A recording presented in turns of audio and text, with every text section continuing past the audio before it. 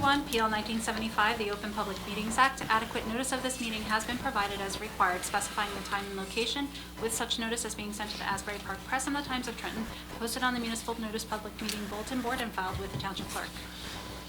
Thank you, Danielle. I'd like to invite everybody for a flag salute, and at the end, we'll stand for a moment of silence for everybody that served and previously served and currently served our country.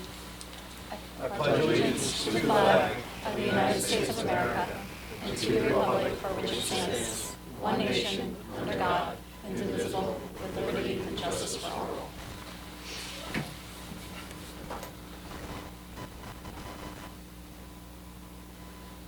Thank you, everyone.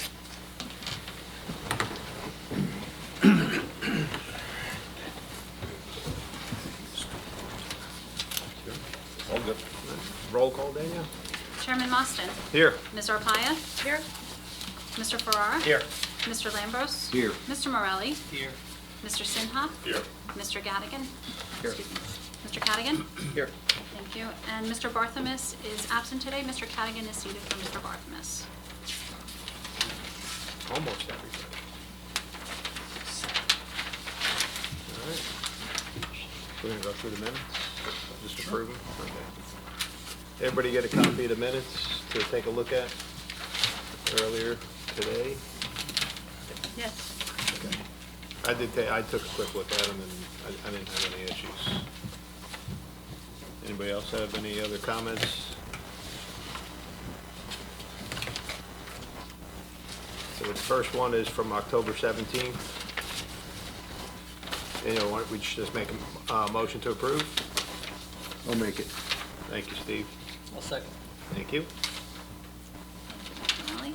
Chairman Mostyn. Yes. Ms. Arpaia. Yes. Mr. Ferrara. Yes. Yes. Mr. Lambros. Yes. Mr. Morelli. Yes. Mr. Sinha. Yes. And Mr. Cadigan. Yes. Thank you. Motion approved. Okay. Is the alarm going off there? I don't know. We're moving right along. You want to go get that? Let me get that. Maybe we have to cancel the meeting. What's the drone alarm? Do we have drones in Mustang? What are those drones? I'm sure they were flying over because we're. Why wouldn't they be blowing them up? Part was coming over off of Freehold, he said, on 195, he said. Think about it. Yeah, people in the people. Especially when the arsenal. You know. 100%. Surprising. It's very unusual. I think it's actually training. Would they? They're probably doing a training. Yeah, but Amazon package. Leave it at that. My apologies. That's all right. Thank you. Septic alarm. Don't- No, No one used the bathroom. Don't flush. Okay, we got another set of minutes from November 14th. Everybody good with those? Yes. Yeah. Anybody want to make a motion to approve? I'll make a motion. Thank you. Second. One second. Thanks, Steve. Thank you. Chairman Mostyn. Yes. Ms. Arpaia. Yes. Mr. Lambros. Yes. Mr. Morelli. Yes. Thank you. Motion approved for nothing. All right. Move on to our resolutions. First one was Raymond and Doreen Palpimus. Yeah, Mr. Chairman, that resolution came out earlier for that approval. There's only one modification that we have, is there was a condition that we have in a form regarding affordable housing responsibilities. There's no comments or changes. We'll make that modification. We need a motion and a second to adopt the modified resolution. Anyone? I'll make a motion to adopt the modified resolution. Thank you. I'll second that. Mr. Lambros and Ms. Arpaia. Thank you. Chairman Mostyn. Yes. Ms. Arpaia. Yes. Mr. Ferrara. Yes. Mr. Lambros. Yes. Mr. Morelli. Yes. Mr. Sinha. Yes. And Mr. Cadigan. Yes. Thank you. Motion approved. 7. Next one, Yellow Jacket. That resolution also came out previously with the other resolutions. Again, the only modification to that was the affordable housing condition. That has been reviewed by the other attorney. It's acceptable, so we need a motion second to adopt the revised resolution. I'll make a motion to adopt the revised resolution. Ms. Riley. Second. Thank you, Mr. Freeman. Chairman Mostyn. Yes. Ms. Arpaia? Yes. Mr. Ferrara? Yes. Mr. Lambros? Yes. Mr. Morelli? Yes. Mr. Sinha? Yes. And Mr. Cadigan? Yes. Motion approved, 7-0. Thank you. And last resolution is for Joseph Strickland. That resolution also came out with the others, the same one modification regarding the affordable housing condition. No other changes or comments. We need a motion first and a second to memorialize, please. Anyone? I'll make it. Thank you, Steve. Mr. Lambros, thank you. I'll second. Thank you, Mr. Morelli. Chairman Mostyn. Yes. Ms. Arpaia? Yes. Mr. Lambros? Yes. Mr. Morelli? Yes. Motion approved, 4-0. Thank you. Thank you. All right. Should we go right down the order today? Yep. All right. We're going to go to our first application for Gary Brady. Come on down. Okay, for the record, I reviewed notice adjoining property owners and affidavit of publication. The board has jurisdiction to hear this matter. You can sit down, sir. Sit down. Yeah. It's going to be a couple things. For the record, as the board does its normal course, we pre-mark certain exhibits, which I'll read into the record as follows. A1 jurisdictional notice, A2 application checklist and administration forms, A3 Google area image, date unknown, A4 title survey prepared by American Layout, consisting of one sheet dated August 14, 2024. A5 is the variance plan prepared by EP Architects dated 9/9/24. E6 is the rendering of style of proposed house, received 10/17/24, and A7 is the right-of-way agreement dated 7/11/61. Board has also marked their own exhibits as ZB1, the engineer's report dated November 4, 2024, and as ZB2, our planner's report dated November 15, 2024. Of course, the applicant will introduce any other evidence they deem necessary and appropriate for the application. The board, we do have 3 completeness items before we proceed with the application. So maybe we'll address them first, then proceed to the application if it's acceptable. Sir, why don't you please raise your right hand?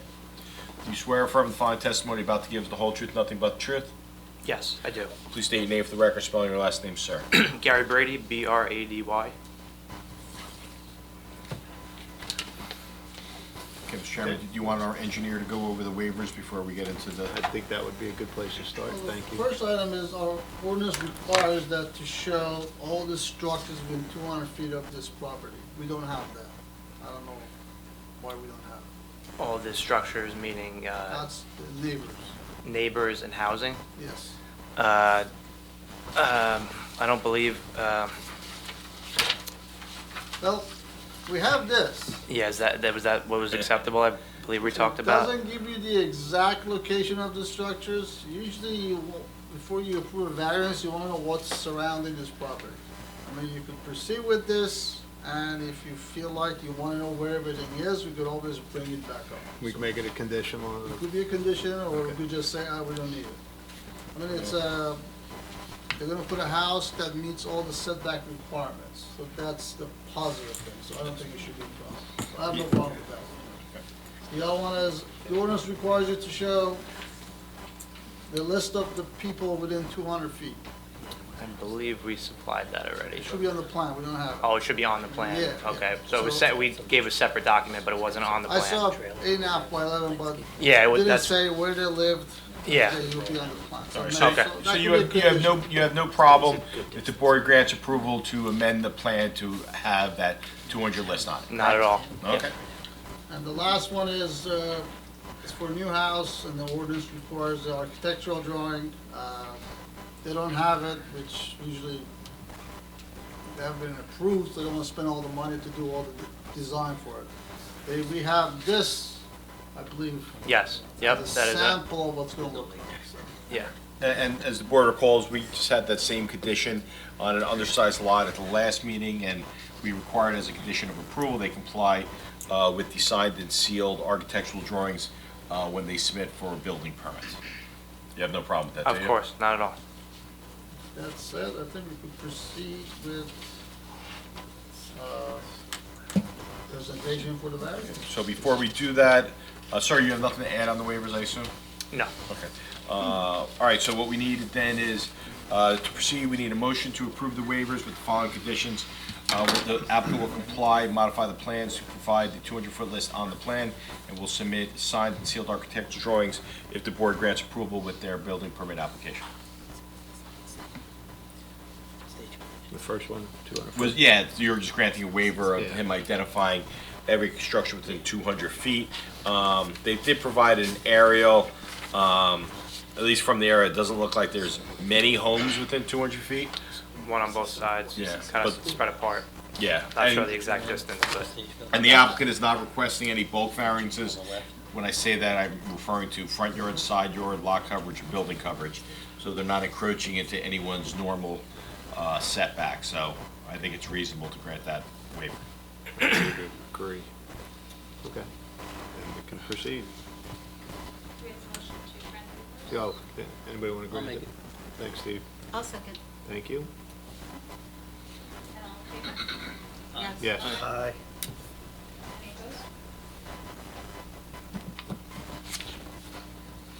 Okay, so we're now with the application portion. The applicant requires two variants, one an undersized vacant lot variance where the R80 zone requires minimum 2 acres, where 1.26 is provided, and they also provide that 200-foot diameter circle that is also not compliant. So why don't you explain to the board why the board should grant these variances?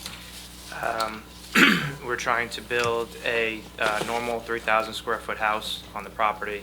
We'll abide by any setback laws because of the misshapen lot. Because of the misshapen lot, it's pretty difficult to abide by the existing variance. Trying to build a home, permanent residence for me and my wife and my daughter, and you know, it's not possible to abide by the variance with the parameters given.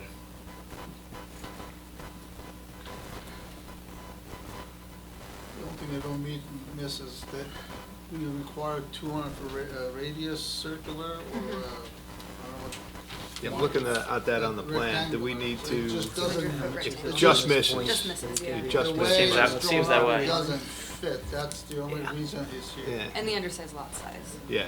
Well, if it was 1 acre buildable, you still get to it, you know.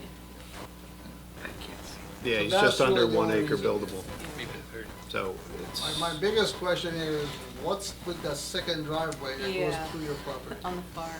That is the neighbor's driveway. I don't believe it's their main driveway. I think it's just a service or, I don't know, easier access. You're keeping it though? No, I don't want it on my property either. It's being removed? It's gonna be removed, yeah, as soon as we. It didn't close it. say that on the plan, Yeah. did it? I don't know if it's speculated that on the plan, but it's definitely going to be removed, okay. If you could amend the plans just to identify that. Sure. To be removed. is all of you course. need. Yep. Question, when did you buy this property? We didn't close on it yet. It's contingent on the variance approval.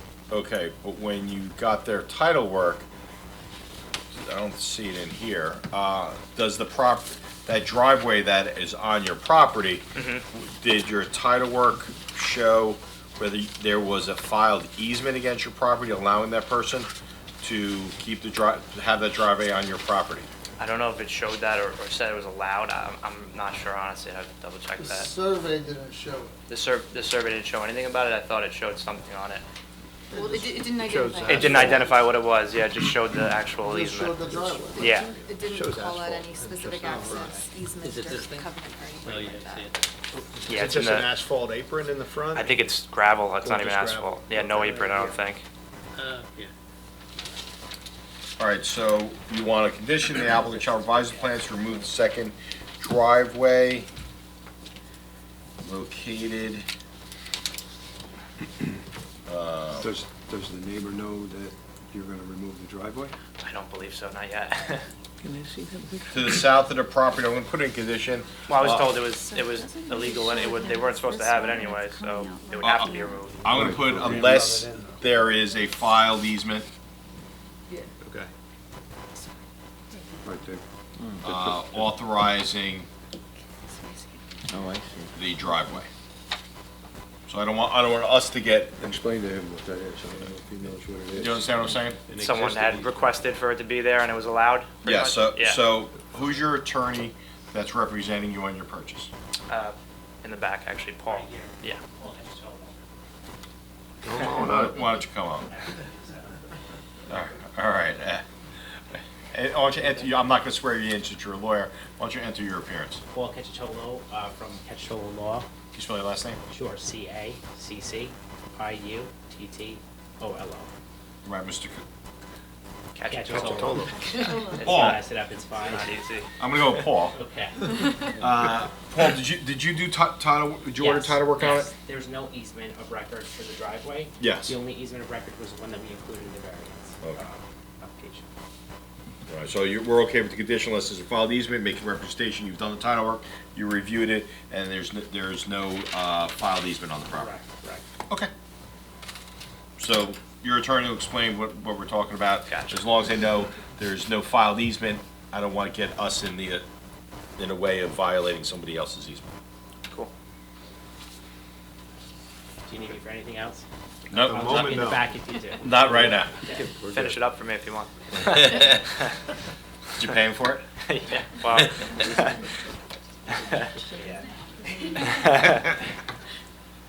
Sir, have you received the report of Matt Shafai regarding the review comments of his report dated November 4th, 2024? Have you seen that? From the engineer? or- Yes. Yes. Do you have any problem meeting any of these conditions that he wants changed? I don't believe so. Again, they're all conditions when he submits for his building permit, he has to show all of these on the plot plan. That's really what it is. Including the tree removal Tree survey. removal, that's Yeah, that's another. probably one of the bigger Yeah. items. Yes, definitely. So it looks like you're putting new plantings in? Yeah, I hope so, yes. Okay. You have Board of Health approval yet? or I was not? say, because one comment I had, it looks like you got, where's your well on this? Is it going to be, It's in the front, there's an existing well now. It's in the front, right where the driveway is showing, almost. yeah, you're going to maintain at least 100 feet, right, for your septic? Yeah, from, That yeah. That don't look like 100 feet. Well, from the well you're saying too? Yeah. I don't think it's, yeah, I don't think it, It doesn't show it, but Board of Monmouth Health- County's gonna Board of approve Health it, will so. require it. okay. I don't think it, I don't know if it, yeah, and I'm not sure if it meets that requirement, then we'd have to have it moved. Yeah, it looks like you're going to put it, you're going to have to do something. Yeah, okay. Well, that'll be up to Monmouth County. Okay. Where's the well, in the front? It's, Yeah, the front. yeah, I would say it's almost, yeah, The job. Okay. yeah, there you go. Yep. Yeah. The leach field is over to the left. And again, one of the conditions is Board of Health approval, Yeah. and they will require the 100-foot separation. Okay. Okay. Just wanted to make you aware that you're going to have to meet that requirement as well. Okay. I'm aware, thank you. You may want to get that first before you close. The approval, okay. Yeah. One buildable acre, and they do have one buildable acre. Okay. It's just, they can't put that rectangular buildable acre. That's it. And they can't. And you the can't other cut lots it off around and them move are it. Developed, so they can't expand. And is that basically the footprint from the house that was there originally? No, there was a lot smaller. I think the architect made the possible biggest area without encroaching on the setbacks, just in case we change anything or just to give you an idea. And of course, you understand if, when you do get to designing, you trigger a setback variance, you have to come back to these fine folks. Yes. Yeah. It's gonna be building coverage, lot coverage, it has to meet all that stuff. so. Yeah.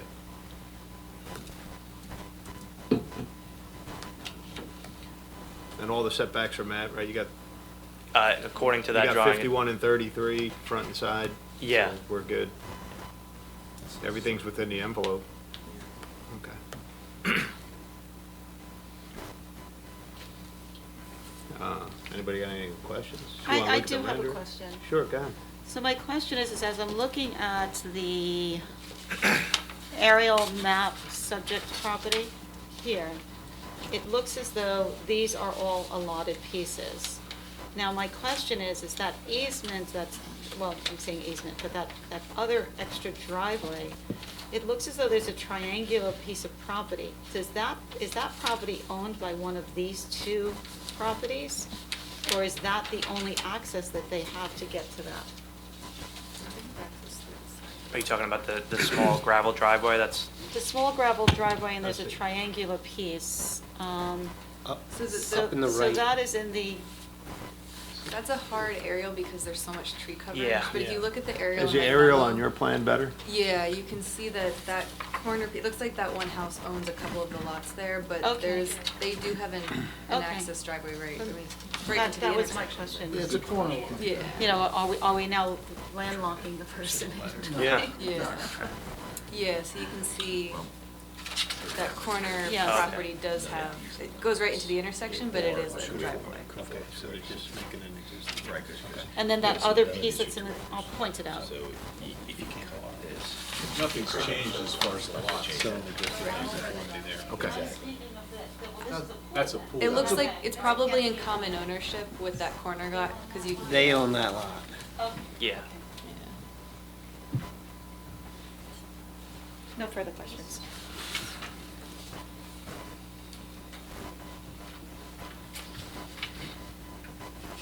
Thank you. But just to clarify, 'cause it's hard from this second driveway, I just want to make sure we're all on the same page. That driveway that's on your plans is not their main driveway to their house, correct? Not that I'm aware of. I don't, and based off that picture that too, I don't. driveway No, their Right, driveway yeah. is in the Yeah. intersection. Right at the That's a intersection. tough Off the driveway. corner, yeah. Yeah, it's a ramp. Okay. That's a tough one. But, All right, I just want to make sure. okay.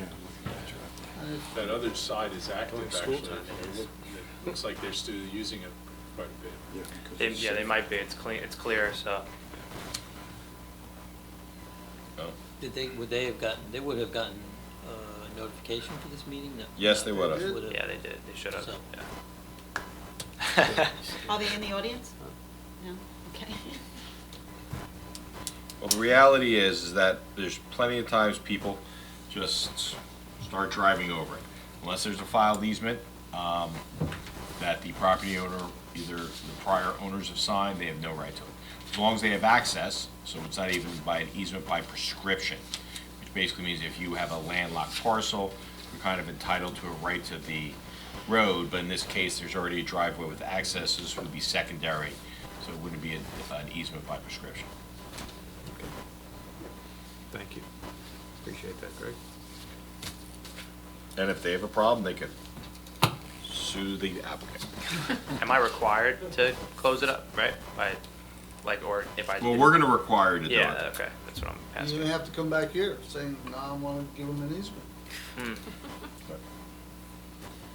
Okay. Gravel's got to be removed, topsoil and Yep. seed. So just another added cost for you.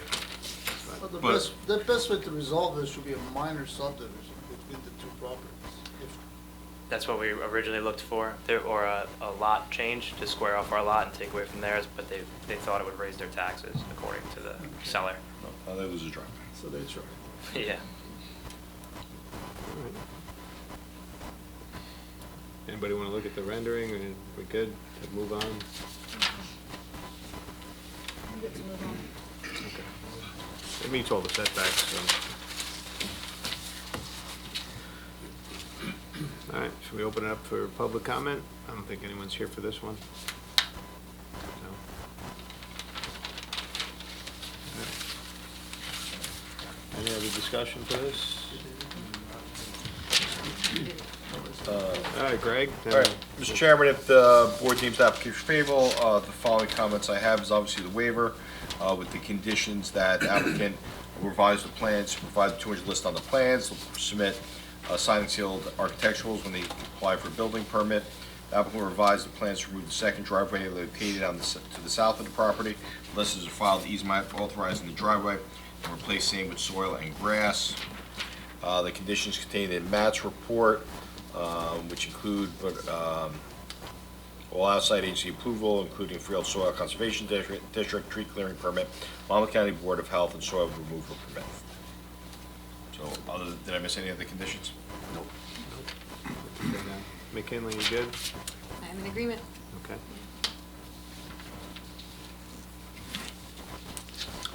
Anybody want to make a motion to approve or deny I'll based make on a the motion- conditions? I'll make a motion to approve. I'll second with the conditions. With the conditions. And then we got Andy and Steve. I'll second. Oh, you, Lloyd, okay. Yeah, Lloyd. Thank you. Looks like you're buying a house. Thank you. Appreciate that. Building one. We're building Yeah. one anyway. Yeah.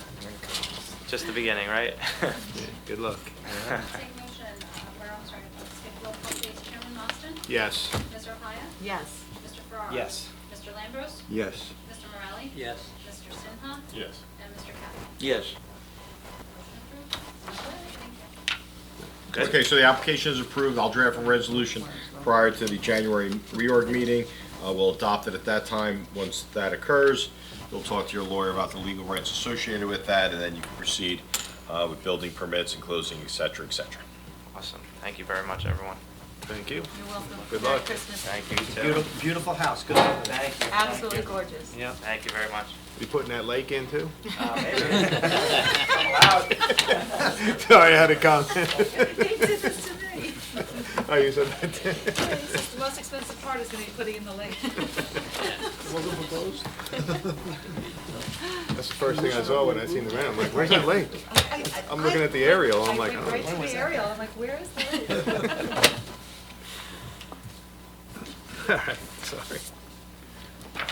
All right, we're all ready for the second application? Yep, I'm ready. All right, moving along. Sean Cox, come on down. I feel like Monkey Ball. Yeah. Bob Barker, right? Yeah, exactly. Take a comfy seat. Hey, I'm on with him, sir. That's true. Make a deal, yeah. Crazy cheap show. You ready, Mr. Chairman? I am ready. Okay, for the record, I reviewed notice joining property owners and affidavit of publication. They are in order, and the board has jurisdiction to hear this matter. This board does in its normal course. We pre-marked certain exhibits, which I'll read into the record as follows. A1, jurisdictional notice. A2, application checklist and administrative forms. A3, project coverage calculation prepared by Bernard Collins Surveying. A4, aerial Google image. A5, proposed fence details. A6, series of 11 photos received 10/17/24. A7, plan a survey prepared by Bernard Collins Surveying dated 9/9/24. And A8, plan drawn on survey, 2 sheets, unknown source.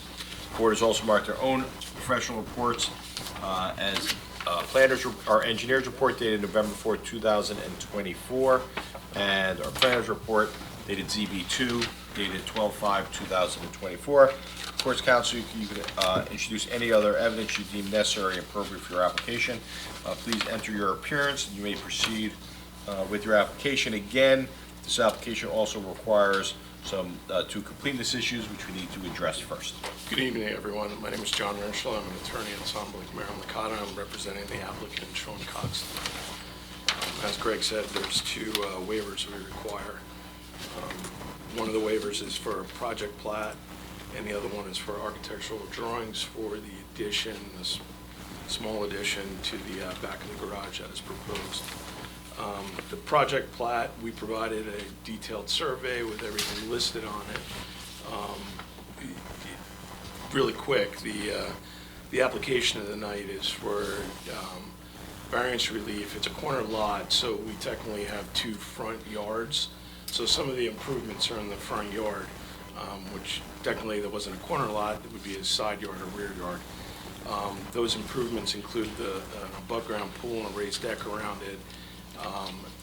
We're looking for a fence around the back of the yard section and the side yard, which is the front yard, and a small addition to the back of the garage, and then there's an existing shed. All those things are located on the survey that we provided, so you should be able to get a visual aspect of that. So that's one of the reasons we're requesting the waiver from the project plat.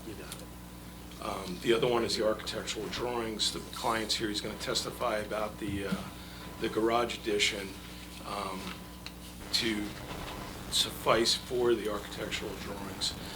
I also checked with the building department for garage additions. They actually don't require architectural drawings. It's not like a house, it's just a small addition. But they, he has to go through and explain, how it's going to be built and everything when he, if you do approve it, and he goes through that permitting process.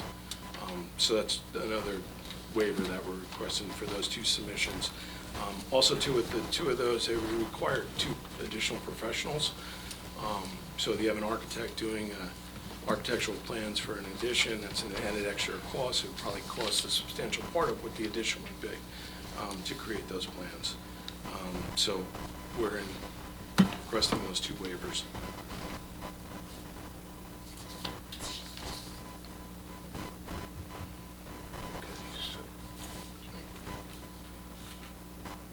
So just for the, as far as the garage is concerned, for the plans, do you have a prefab, or are you just building it? You gotta get building permits for it, obviously, but, He would be, It's, you gotta get sworn in. oh, yeah, that's right. So- Sure, please raise your right hand. Do you swear or affirm the following testimony about the gives the whole truth, nothing but the truth? I do. Please state your name for record, spell your last name, sir. My name is Sean Cox, and it's spelled C-O-X. There you go. The existing garage, from what I gather, I actually went to the building department and went back. My dad he built it by hand in 1974, so I had to go back and get files that were buried to make sure it had a permit on it, and I found the permit information. So it's permitted, it's just an extension off the back, and it's going to be less than 900 square feet, which I guess is in accordance to a structure on an acre lot. So it's just, it's been there since 1974, so You're planning on doing a wood construction, correct? I'm doing wood construction off the back, yes. Off the back of the detached garage? Yes. Okay, now I got it. There's currently a shed there. Yeah, I see. Yeah, that's coming Yeah, out. I'm looking at, that's what I was looking at. I see Yeah. frame sheds. Yeah, Yeah, that's gone, that's That's gonna be That's been there gone. for like 40 So years too. you currently have a block detached garage? Yes. Two-car Yep. garage? Yep, Block walls, okay. And then you have a pool in the back behind that? I do, yes. And he's aware that the shed has to match the architectural of the house and all that stuff, so. That was the only question I was gonna have, just to make sure that we comply with the architectural aspect of it, seeing that you're not getting an architect for the plans, so. But if it's already been there, it should comply. So is the garage gonna match the house? Is that what he's saying? Well, the garage is concrete, the house is wood. He can match it in color, he can't match it in material. I mean, it's already built. The rear, I think you're planning on doing clapboard, which would Yes. match the rear of the house. Yes. How high is this garage? The garage is, I don't think I saw anything anywhere. Is this a detached garage? Yes. Yes. Oh, there's the house over Right. there. 15 feet high, maybe. No, I just couldn't figure it out.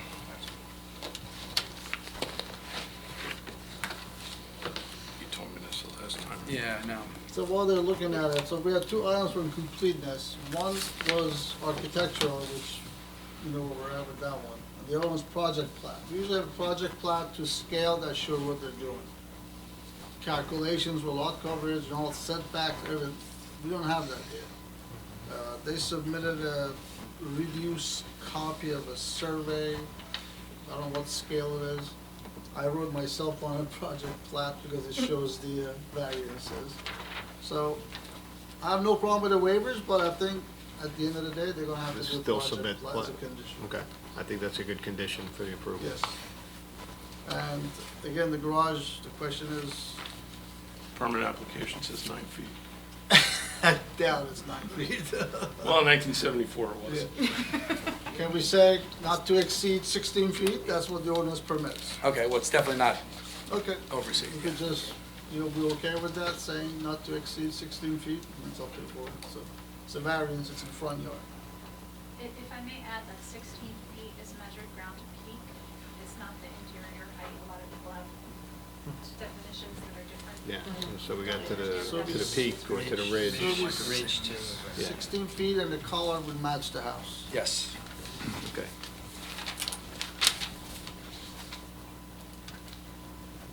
All right, so let's take a step back. Before we get into whether the approvals for the addition or the fence or anything else, I think we've gone a little too far. So first thing, we just need a motion to grant the waiver so we can hear what they're doing, because we do have a pool built without permits, a fence variance, and the like. So first, we need a motion to grant the waivers. Matt suggested that as a condition for the projected VAT, if the board grants approval, they'll provide the project plat with the building permit. As a condition of that waiver, and the architectural plans will grant a waiver, and if the board deems the application favorable, we'll put a condition in that it can't exceed 16 feet and the color to match the house. So let's deal with just the waivers first, and then we'll get back to the variances that the applicant requested. Reasonable. Variance for the front yard setback. We haven't got there yet. Wait a minute. So- You're jumping so- ahead of that. They haven't approved them Oh, then yet. you waived it. Any objection to the waivers? I don't have any. No, I don't have any objection. So I'll make a motion Okay. I'll to, second ma- that. to proceed with the Based waivers. on Greg's conditions. Yeah, with the Greg's Yep, okay. conditions and Matt's suggestions. Is that an appropriate Yep. motion? Mm-hmm. And I'll second with the conditions.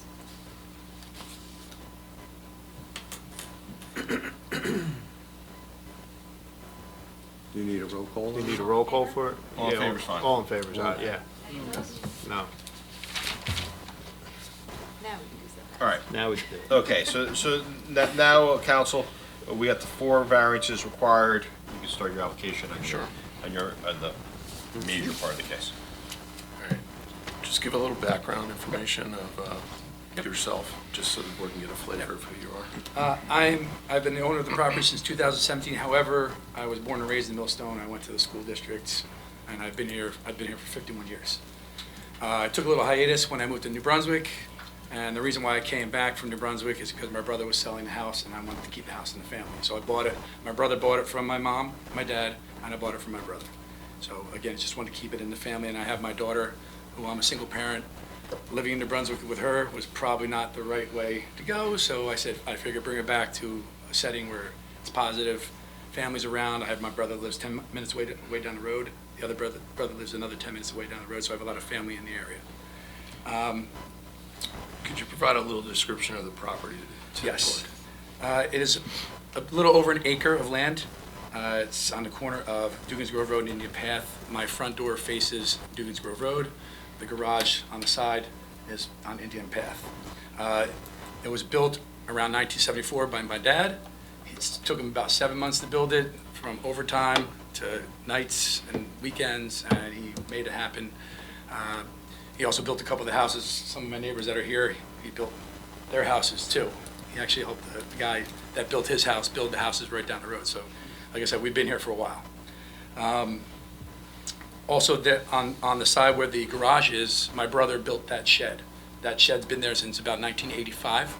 So my dad built the garage, my brother built the shed, and there have been no issues with those things in the past. And when you say that shed, because there's a lot of sheds on the Yeah, property, there's a few that's sheds. the shed along the rear The one that's closest to property. Indian Path was built by my brother.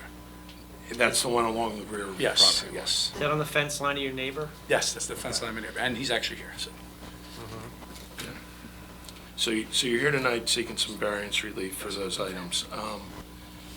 Could you explain your reasoning for all these improvements? So, again, to mention, I'm a single dad. My daughter's mother passed away over 7 years ago, so I've been taking care of my daughter and full-time. So when I moved into Millstone, or back to Millstone, we settled in, and she was going to St. Thomas, the Apostle School in Old Bridge, and eventually she got pushed out of there because she was having some learning difficulties. So they didn't have any guidance counselors, any psychologists there, so I had to move her out and bring her back to Millstone Township. She was diagnosed within the past 2 years with high-functioning autism, ADHD, and depression. So a lot of these adjustments that are going on in the backyard are adjustments for her. The pool, she loves to swim. The deck, to have a place for her friends to come over, because again, with autism, I want to have a social place for her to bring her friends to make it comfortable for her. The extension off the back of the garage is there because I'm a musician as well as being a teacher. So I have a lot of equipment, and it's in cars, it's in rooms, and that extension off the back of the garage I will be able to put my 3 sound systems in there, my drums, my keyboards, my basses, my guitars, all the things that I have that she, by the way, is a musician too. She's a pianist and she's also a drummer. So I've got a lot of stuff for her, but I need some storage for that to get some of the stuff to clear up some space in the house for her. So that extension off the back of the garage will help with the storage portion of that. The fence line, I recently got a dog, and the dog is a Shiba Inu, and the fence that I had was a chain link fence, and the dog was climbing over the fence and getting out onto Indian Path and into the traffic. And if you know Indian Path and Dugan's Grove Road, it's a high traffic area. So the dog was getting out, my daughter was running into traffic, chasing after the dog. My parents are 83 and 85 years old. They're running into traffic, chasing after the dog. And if I'm not home, I get the dog. You know, I go after the dog. When they're not there, when I'm not there, it's hard for them to get to the dog and do that. So, so with the privacy fence, I'm looking to have the privacy in the backyard for safety for my daughter, for safety for the dog, for safety for my parents. On another note, in the back, on the same road, on Dugan's Grove Road, there is a youth home that's down the road. And I don't know if anybody knows about the youth home that's on Dugan's Grove Road, but there's always cops, firefighters, EMTs on that road, and there's always kids walking around. They're high school age kids. My daughter is 12 years old. So she is just going into, just had her period in the past year. So she's going into her womanhood right now, and I really need a privacy fence in the backyard just to cover that up for my daughter, for safety, for the dog, for safety, for my parents, for safety, and for peace of mind. So what I did on the side of on Indian Path is I got a tree permit to knock down all the trees and open up the whole side of that area, so when you come down the road, you can actually see. If you were there prior to this, I had a jungle there. I had the chain link fence with poison ivy, trees, and in the summertime, it was just, you couldn't see. So when people are coming down Indian Path towards Dugan's Grove Road, you come around the corner and you barely see it until the end. People coming up, couldn't see either. So now I've cleared that whole space out. So the fence line that I have where my old fence is, I wanted to move it 15 feet in, which will still have a nice sight line, and it'll still run the same length of the fence that was there prior. Well, wouldn't that require removing the shed then? Well, the 15 feet in will keep the shed within Okay, within that fence line. okay. Stick to the outline. Oh, I'm sorry. Okay. So, sorry about that. I go off on a little tangent. So back to my daughter. Again, with the fence, I'm looking for the privacy with the fence and the protection of the dog. Again, there's a lot of traffic that comes up and down my street. There's a new Amazon building that's back there that a lot of trucks actually get lost and they drive in that area. So I'm worried about visibility in that area as well. So that fence, can you just give the board a verbal understanding of how the fence is going to run around the yard? And It's going to run the same length around the yard the way it was with the chain link fence. However, it's going to be 15 feet from where the old chain link fence is, closer to the side of the garage and closer to the shed, the existing shed that's there.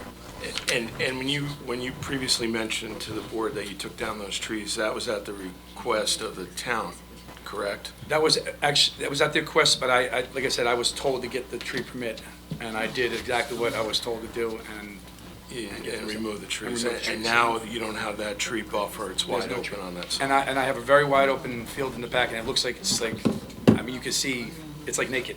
Okay. So, So the town asked him to remove the trees? Yeah, apparently there was an issue. You guys have an ordinance when you have dead trees on your property, the town can. Oh, so they were. Oh, if they're dead. Yeah, well, it's under the property maintenance code of the municipalities. Yeah, so it came out, it generated out of that. Let's go, let's do the pool. okay. So the above-ground pool and raised deck around the pool, that is a 20 by 12 pool. It's above-ground pool. Again, And is that pool completed? I stopped the building of the pool because when I went in to talk about the fence with the building department and I mentioned to them I was building the pool, I was told that the corner of my house is the starting point of the backyard. So that makes the side area about 85 to 90 feet from the side of Indian Path to my backyard.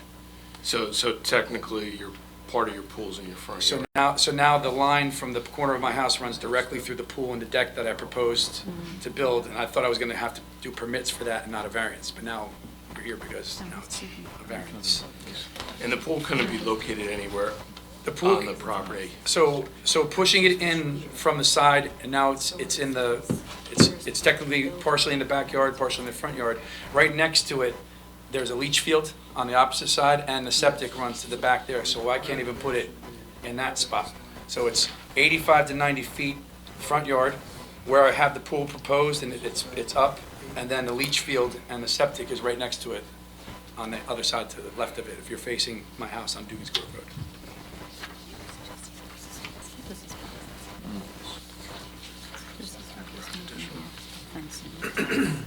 All right.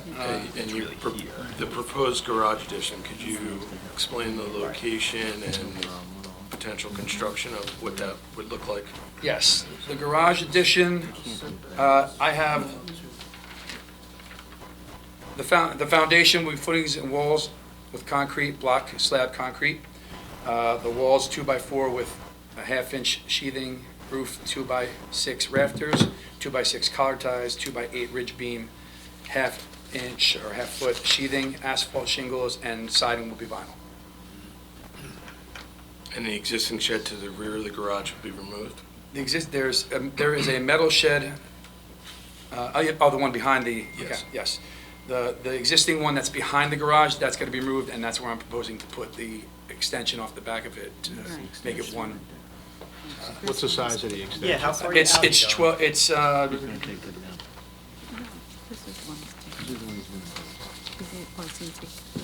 it'll be 24 by 13, 312 square feet. So you're keeping the same 24 Yes, it's foot gonna, so width it's of the it's garage, 24 by just 24, going and then, out. and now it's just extending out Okay. 13 feet, so, and like I said, with an acre lot, I was told that I can have a structure that's under 900 square feet, so I was trying to keep that under the 900 square feet. And that bump out on the rear of the detached garage is going towards the pool. It's going, yeah, towards Okay. the pool, and it's still within 50 feet of the setback from the side of the road.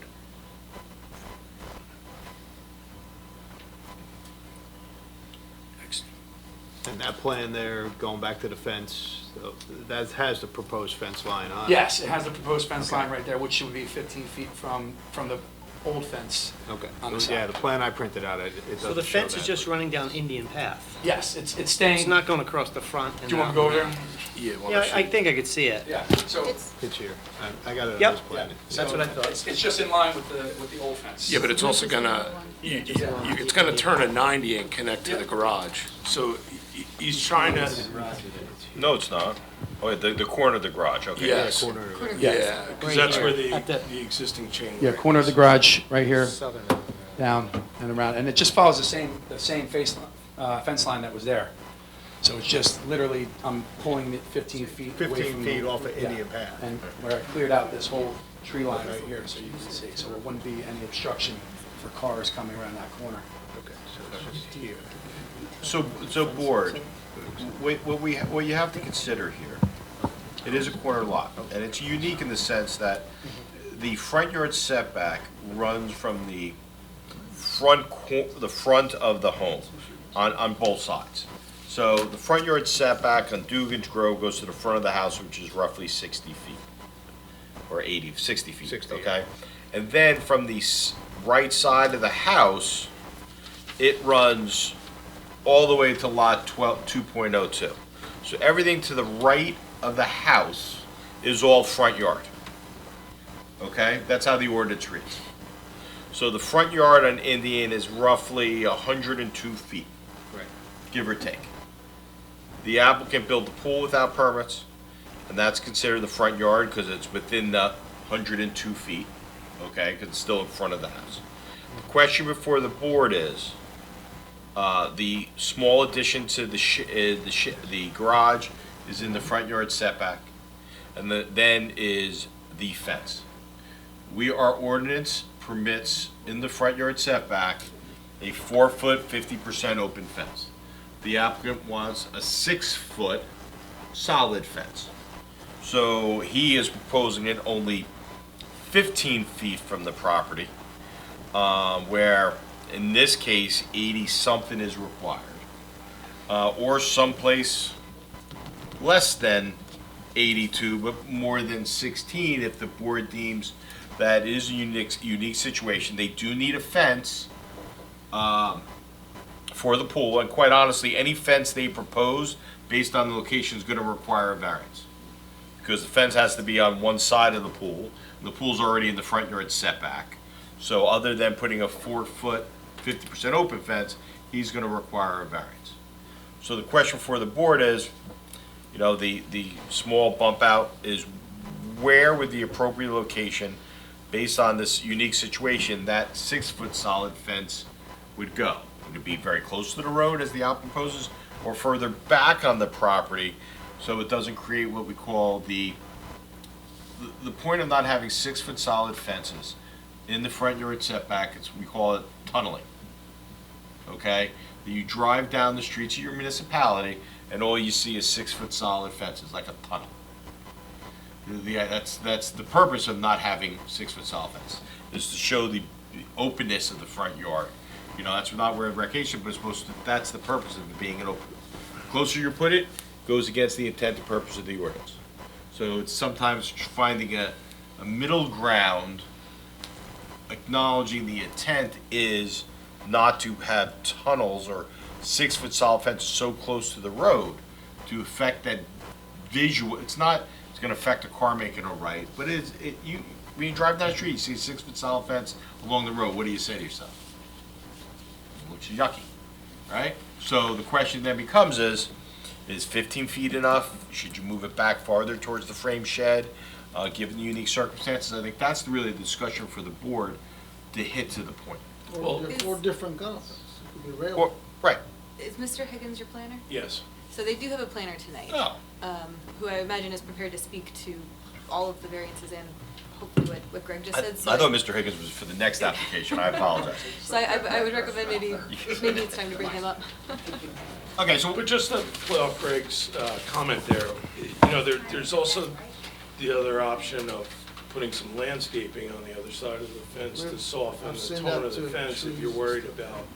That way he's not losing so much of his yard, because kind of if you look at this, the way it's set up, which this house predates the ordinance, the house is so far to the left and not set up that when you add the ordinance, the corner lot ordinance to it, he's losing like 2/3 of his yard to front yard at that point. Just the way the house was originally positioned on that lot. So, it's something to think about. I'm looking at right now, that shed's just over 20 feet, so it gives you a little buffer between the existing shed to the fence, or where the proposed fence is gonna go.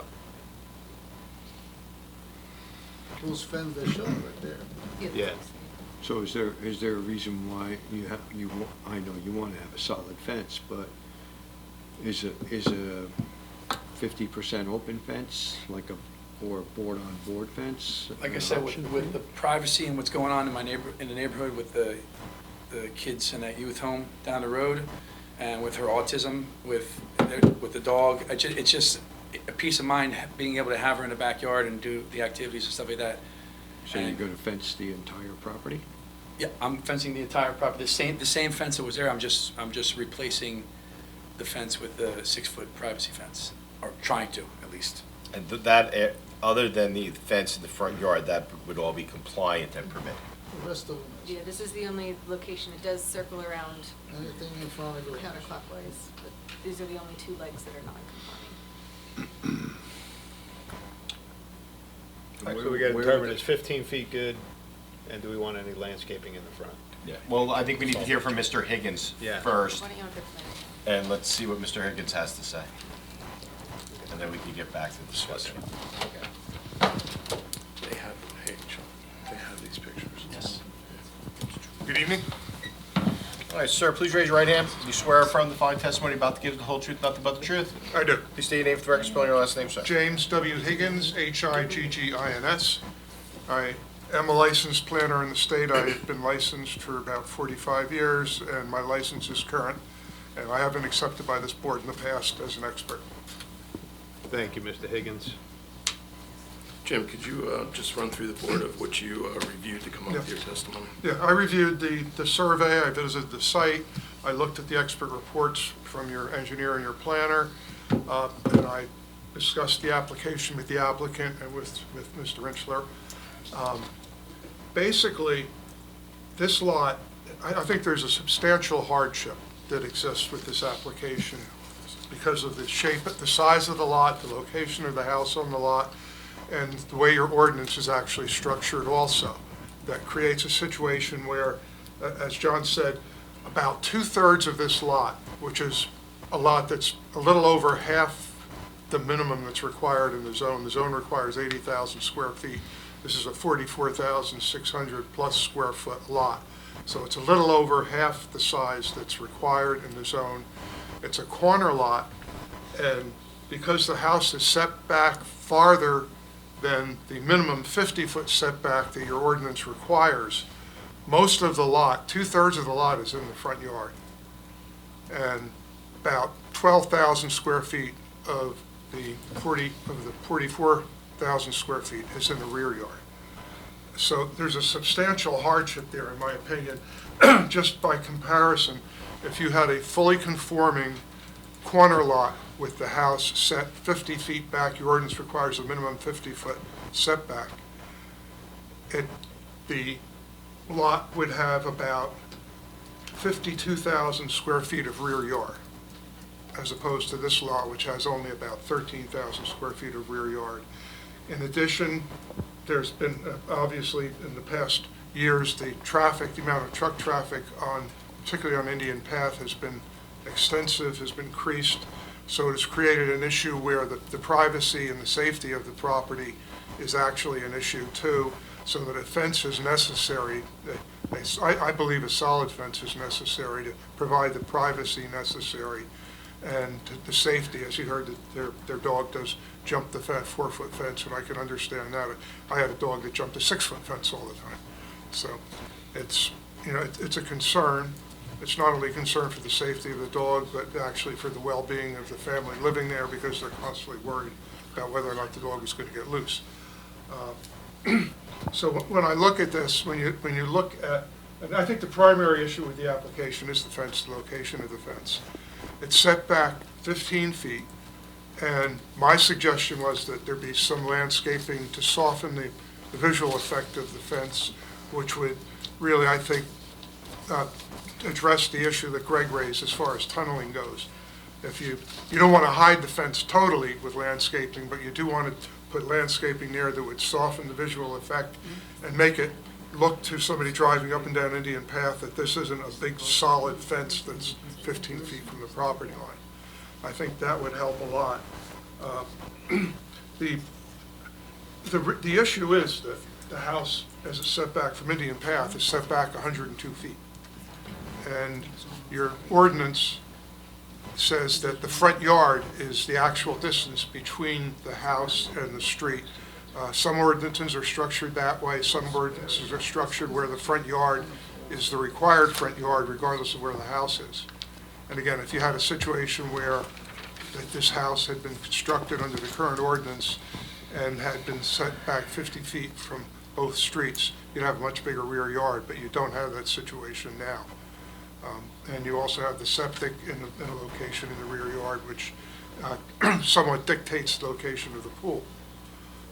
When I look at negative impacts of the variances, when you look at the pool and you look at the garage, the small garage addition, both of those are set back beyond the minimum 50-foot front setback for a principal structure in the zone.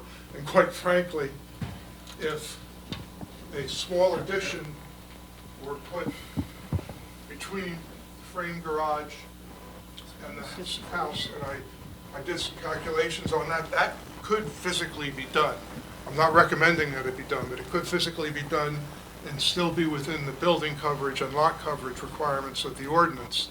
Then the front yard setback on Indian Path would then be the setback of the garage, because that would be part of the principal structure.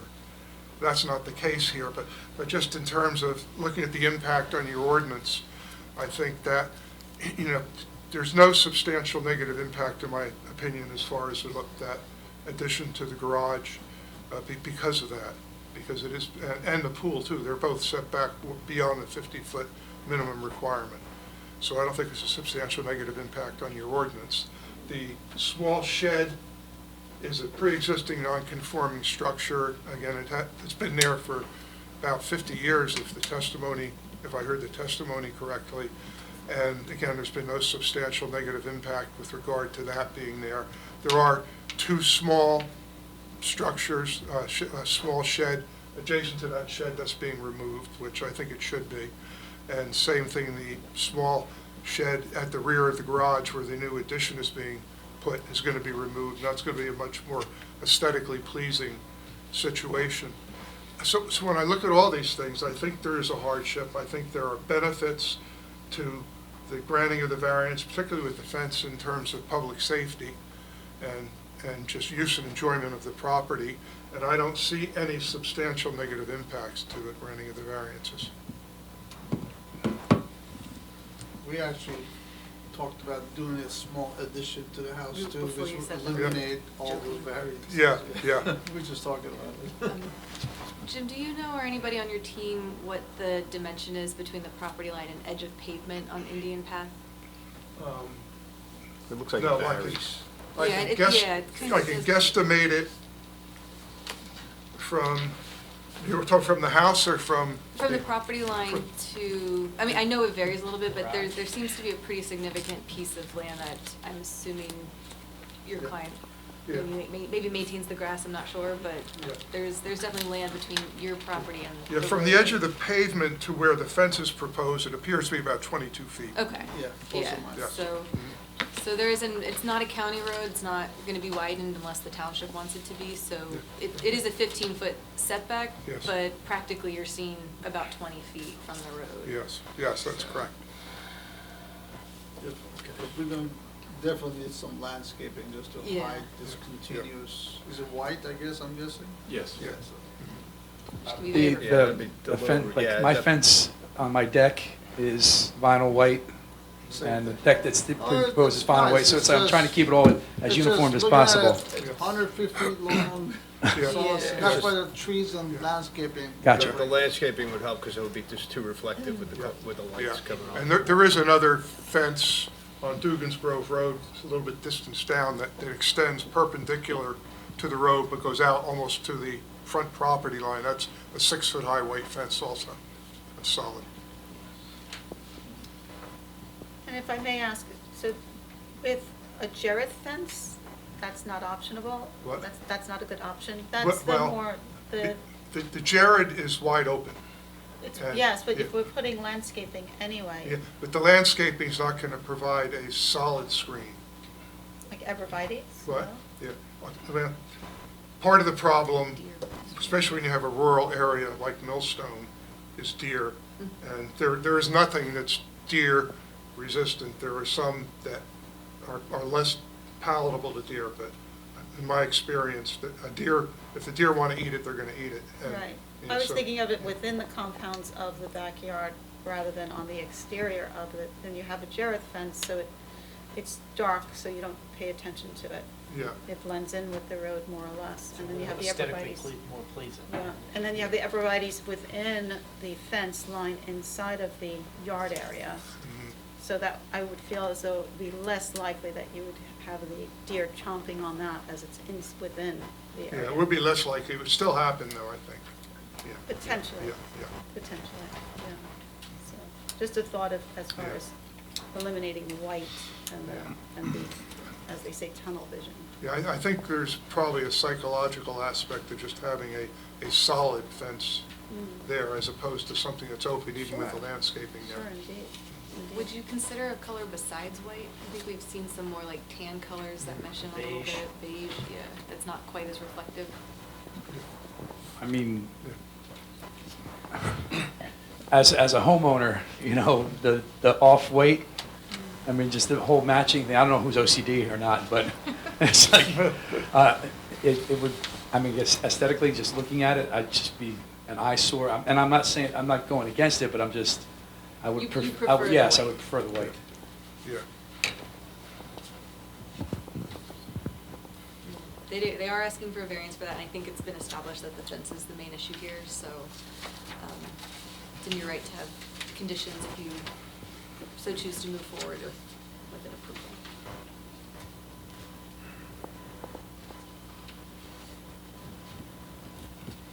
Anybody have any questions for Mr. Higgins? I think the white fence is good with the little landscape. I don't think it's a problem at all. Right. Can we define the landscaping here? Height, type of planting? Nothing's proposed, I don't know, I mean, No, usually I we know have that, street but I mean, trees and pine trees. What can will the applicant agree to landscaping? Propose away, just tell me what you want me to. I One Well, decision. I mean, Have Matt review your landscape. Would the board be, I was gonna say, send them to shade tree for that you decision? wanna see pine trees, or you wanna see, mean, white pines, street trees, or It both? grows- Well, you don't want street trees because they're gonna be too tall. I just knocked down a bunch of tall trees. Lots of tall trees, pines especially. But what are you proposing? I mean, maybe a hedgerow? Your hedge, Hedgerow, white pines, they're quick growers, they're great coverage. hedgerow and a If pine you They tree. stay, put white they stay pines, solid all year round. yeah, 10 feet on center, That's fine. then they would That- grow yeah. out. And, Yes. and they are deer resistant Yeah, unless they're starving in the winter, Yeah. they'll eat it Okay. and die. Right. that's right. So if you want to do white pines, and they are going to grow a little in girth, Yes. can we move the fence in toward the yard a bit to accommodate the growth of the pine?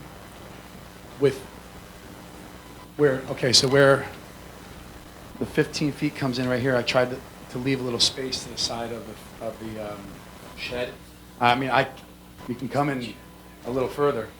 I mean, The door's on that side. yeah, there's a door right here on this side, and there's a front door as well. That shed can't be moved anywhere else on your lot? It's pretty old, so it's been there for a while. I would rather just, if we could keep it there, I mean, and that's why I proposed to knock down that metal shed too, because that's out of, like, get rid of that and have the one shed.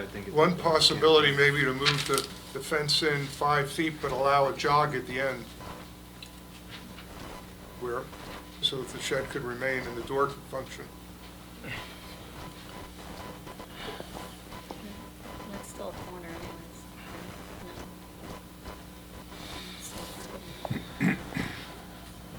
If you go back to the white pines, you top them every year, they grow wide, you're Yeah. gonna be fine.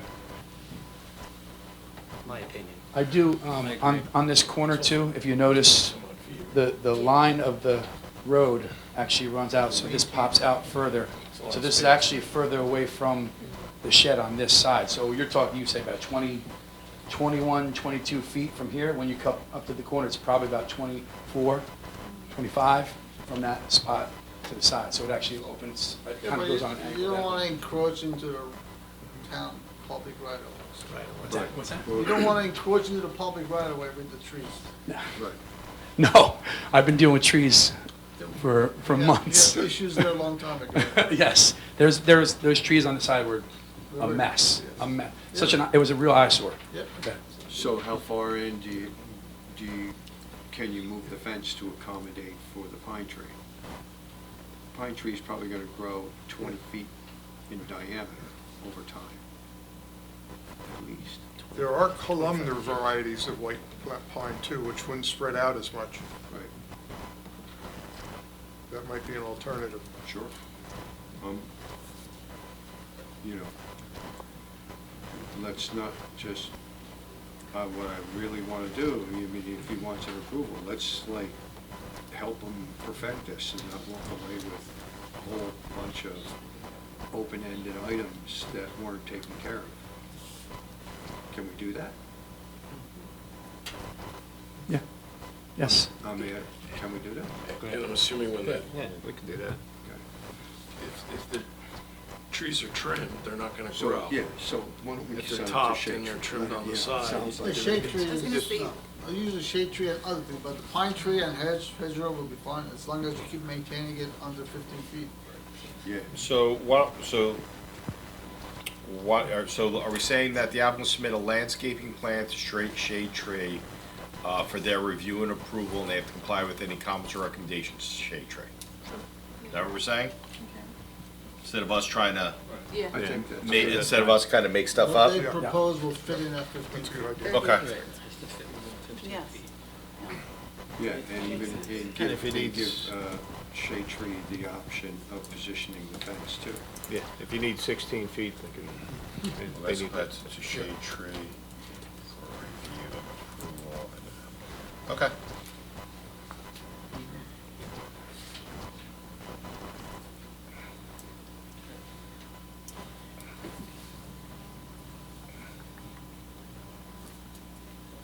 Yeah, but they, you know, All right, so, okay. all right, so we got the shed on the garage addition. We got the fencing. Do we got to discuss the pool and the deck any further, Matt? No, it's actually further back than the garage, so it's all Okay. the same. You're okay with the garage, the pools? You put Pool a falls fence- at the, You put a okay, fence, you hide everything, so. Yeah. okay.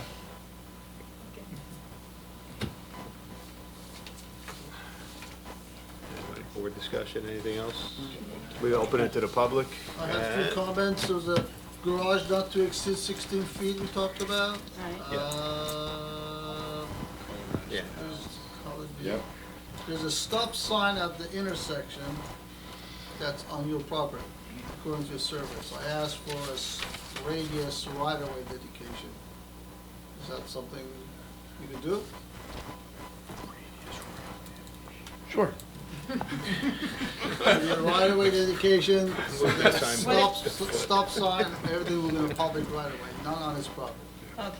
Or they can move the sign off Or the they move property. There's no Yeah, room. move. Well, it looks like there's about 2 feet there. I'm not touching it. And one of my comments to provide the calculation for lot coverage, I think we already have it. I don't know if it's on the record or not, so we already have that. So It's showing 17%. 17.2. Okay. All right, you have no problem with those conditions in Matt, correct? Okay, so now you can open it. Now we can open to the public. Hey, hold on, what's up, Danny? We talked about the variance for the matching, house. Yeah, Greg included that, the Yeah, architectural they aspect. put it in. They said they're gonna paint it. Same color. The, Same color, just not materials? Yes. well, the existing cannot be, but the expansion will be fairly close. Right. Sir, come on up. Could you give him that microphone, sir? Sir, please raise your right hand. You swear affirm the following testimony about to give us the whole truth, nothing but the truth? I do. Please state your name for the record, spelling last name, and give us your address, either review it from standing Jeff at Indian Clark. Road or Dugan's Grove Road. Jeff Clark, 11 Dugan's Grove Road, Millstone. And, Are you the property to the left? If you're looking at, you're standing on Dugan's Grove? not near the intersection, going towards 33 on the same side. Lot 204? Are you the neighbor? 3 doors down, Oh, 3 doors. took the things away. That's all right, that's fine. I just want to, say about that intersection, I think his white fence with some green shrubbery or whatever you want to call it would probably be an improvement to that intersection. Because as of now, there's an accident there once a week. I don't know if you people are aware. I mean, it's a very bad intersection, which maybe you could go to the county and tell them to put a 4-way stop sign there. I mean, it's that bad, Andy, you grew up here like us. It should be a 4-way stop. I think you've been around a long time too, Steve. Do you know the intersection there? you Yes, guys? yep. Indian Path and. And Dugan's Dugan's Road. Grove, and Iron Order, whatever. But this poor guy's just trying to put a fence up to protect his kid. Sure. And I understand that, And, you know, with that house that's on that street also, those kids run up and down that street and they cut through his front yard. I mean, right where that fence is. And I don't really think it would be detrimental to traffic. It might even help it. You know what I mean? To slow it, maybe they would slow down, because they don't do it now, you know. Even if you kept the white fence the way it was, I don't think it would hurt that intersection. But, I guess you gotta go to Shade Tree or see what's going on, but Well, it's a gonna good help, guy. it's gonna help him perfect it.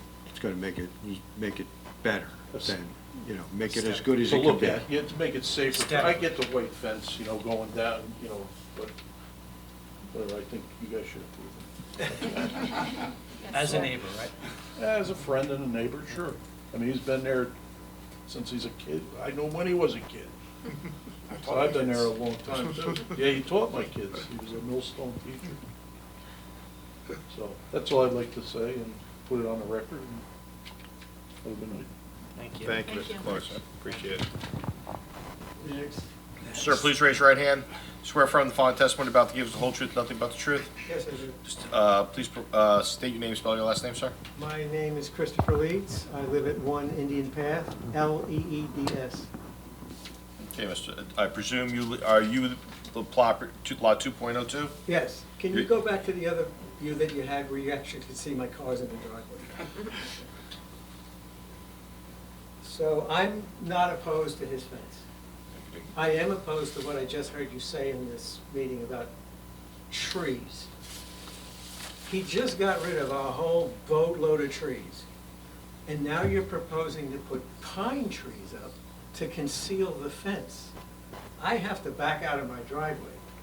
I can't see past what was there towards the stop sign.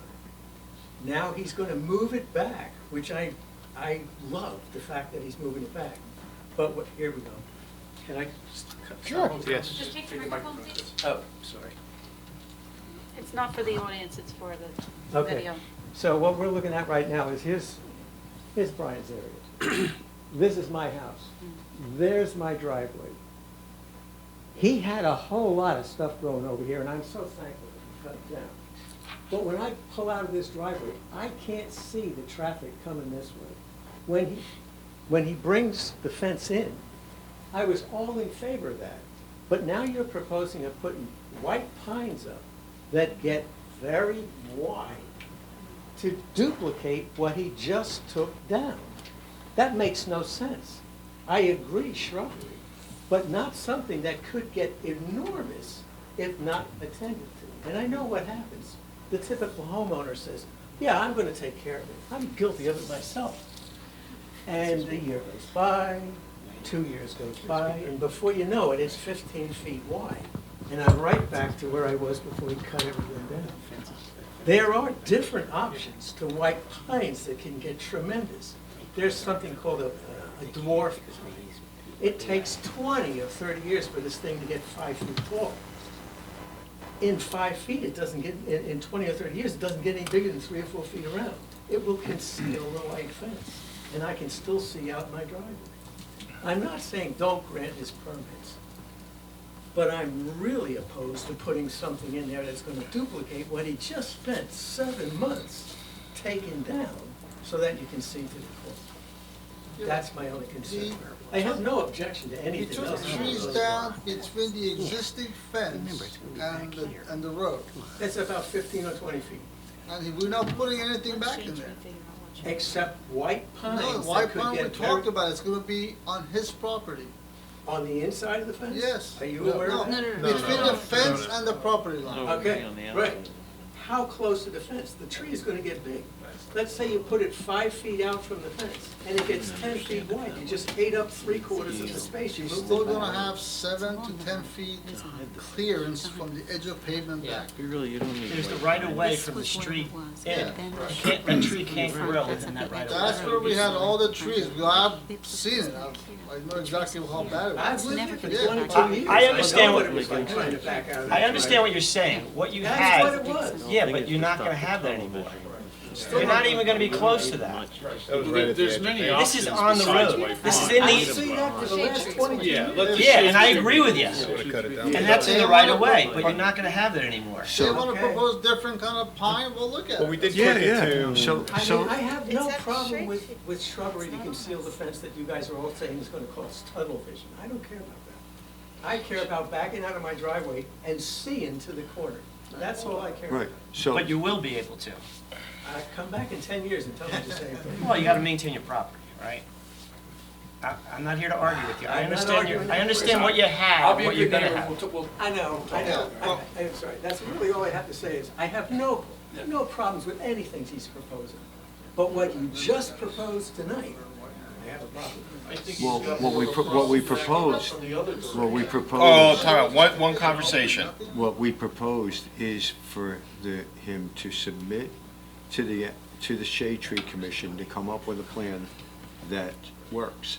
If the line of sight is an issue, they'll be able to find it. They'll be able to point it out. They'll be able to make the right recommendations for the right trees or shrubs to be put in there so the line of sight is preserved, which That's is all your I'm concern. asking you to think about.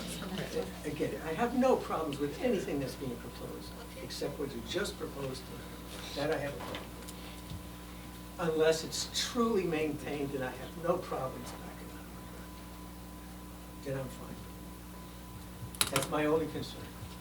Thank you. Come on down.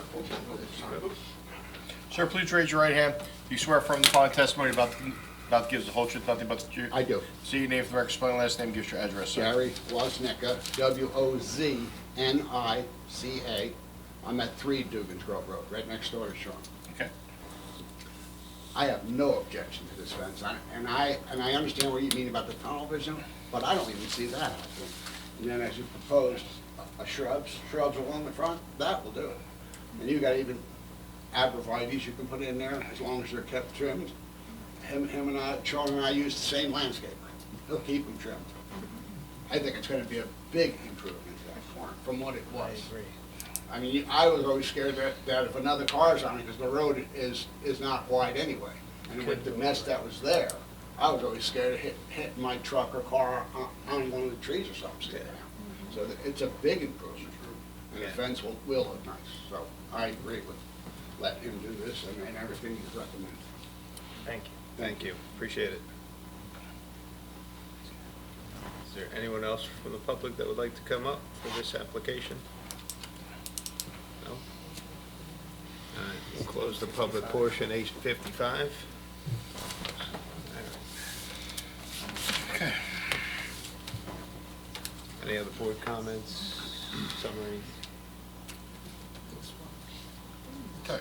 If there are other comments, as I do in my normal course, I take certain notes regarding potential conditions. The board deems the application favorable. They are including, if the board grants the approval to provide the details on a project plan on a survey.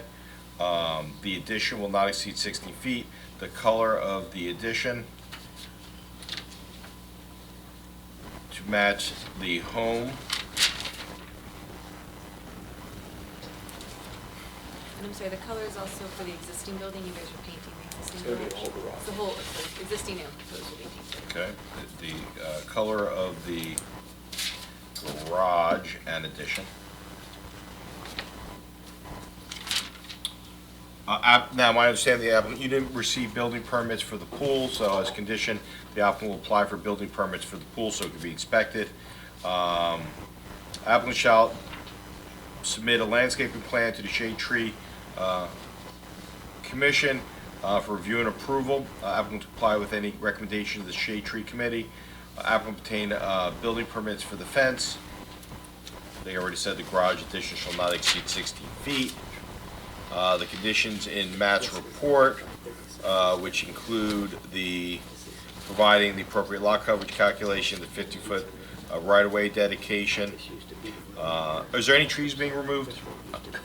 No. They've already been removed. Please, it's like nightmares. It's a 50-foot. 50-foot radius right away, so it's just Oh, kind okay. of let I thought you that. said 50. No, 15, no. Yeah, those are conditions I have. One other quick question. You mentioned permit for the pool, but what about the frame deck? That all in one? Yeah, we'll call Deck pool and frame Pool deck. and deck, okay. Yeah. This way, we got, make sure there's a permit for both. Yes. 60 foot. Which will make it look better. Okay, so based on Greg's list of conditions, I mean, overall, looking at the safety for his daughter, his dog, his parents, put the fencing up with some screening to block some lights. It is a hardship overall, in my opinion. I'm in favor of it overall. I think it's acceptable. Anybody else have any other? No, I would agree. And the thing is, at least we're putting the landscape screening design over to Shade Tree for them to give their input. I think it kind of makes everybody happy. So with that, anybody else have any comments? Anybody want to make a motion to approve based on the outline of Greg's conditions? A second.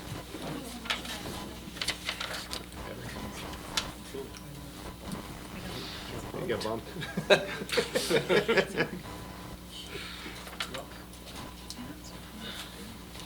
Only female. Oh. Ms. Arpaio? Yes. Mr. Farrar? Yes. Mr. Lambros? Yes. Mr. Morelli? Yes. Mr. Sinha? Yes. Mr. Cadigan? Yes. And Chairman Mossler? Yes. Motion approved, 7-0. Thank you, everyone. Thank you. Good luck with everything. Have a great holiday. Have a great holiday. Yeah, so, council, I'll send you a draft resolution prior to its adoption for January. All right, should we take a, Ready to go straight through, or? you want to, No, let's keep going. you want to just keep going or 5 minutes? Oh, yeah, that's right. I'm We got good. football. Let's keep Yeah, let's going. keep Football night. Yeah. Me too. And I've been drinking a couple of coffee. I can go to sleep 5 minutes after I have a cup of coffee. It does not make it in the morning. I need it. Jeff. You guys good to keep going? Or you want a break? Just keep going? Okay. I don't know if we're gonna get through it. All right, Rams well, and 49ers. get as far as we can. Scores 3-0.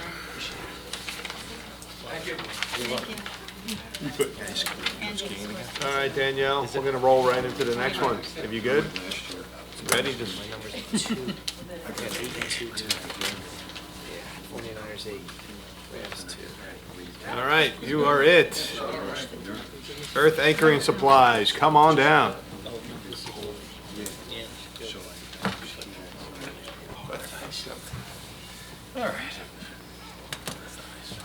All right, for the record, I reviewed notice adjoining property owners and affidavit of publication. They are in order, and the board has jurisdiction to hear this matter.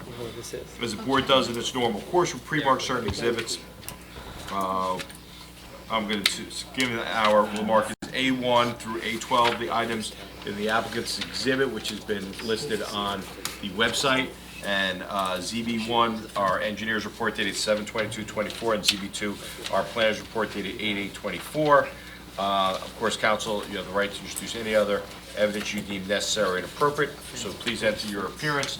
You may present your application. Good evening, this is Joseph Compatello from Tenaccio Compatello. I represent Earth Anchoring LLC, who is the tenant at 19 Trenton Lakewood Road. This was in response to, as indicated in both memorandums from both the engineer and the planner, in response to a violation with respect to the construction of a 6-foot wooden front storage fence, which did not have the required opening of at least 50%. So we're before the board seeking 3 bulk variances. I will note with respect to both questioning and testimony that Earth Anchoring LLC is a tenant at 19 Trenton Lakewood Road. The owner of 19 Trenton Lakewood Road, which I believe is an LLC, correct? Yes. Is Adam Musgrave. He's available to give testimony today as well. He's seated here in the second row. We have an engineer who can speak to the property himself.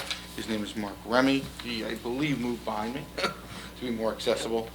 And as was required in the application, With respect to environmental concerns, we have Jordan Gilruth from our environmental expert, again, available for any questions that the board may have. This is predicated upon an application for bulk variance due to specifically earth anchoring's necessity to have both storage, a storage unit for their steel, which Mr. Nett will speak about. He's a representative from earth anchoring, and the closures were necessary for both to protect the property, to protect the parking, and Mr. Musgrave will speak to that design as well. Mr. Nett? All right, sir, please raise your right hand. Do you swear affirm the following testimony about to give is the whole truth, nothing but the truth? Yes, sir. Please state your name for the record, spelling your last name. My name is Kevin Knecht, Knecht.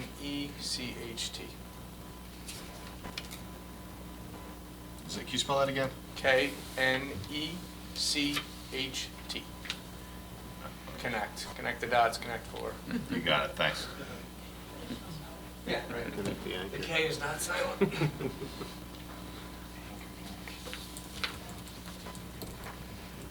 Okay, Counsel. Mr. Kennett, what is your position with Earth Anchoring LLC? My business card says accounts manager, but I'm kind of a jack of all trades. I guess I run the day-to-day operations for the owner. And where is Earth Anchoring LLC rental unit located? If you're looking at the front of the building at 19 Trenton Lakewood Road, we are all the way to the right. We're the furthest door to the right. I believe there are 4 doors along the front of the property. And we occupy the one all the way to the right. And are you under a lease there specifically? Yes, sir. And what are the restrictions with respect to the lease? How long is the term? What area can you use? Apologize.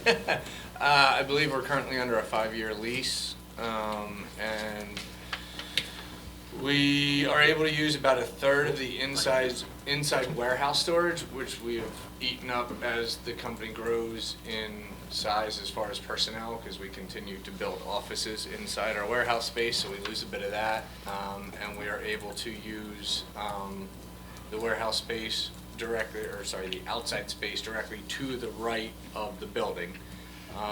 But part of that space is also, I guess, the septic or the leaching field, so we can't use that area to store any of the steel products.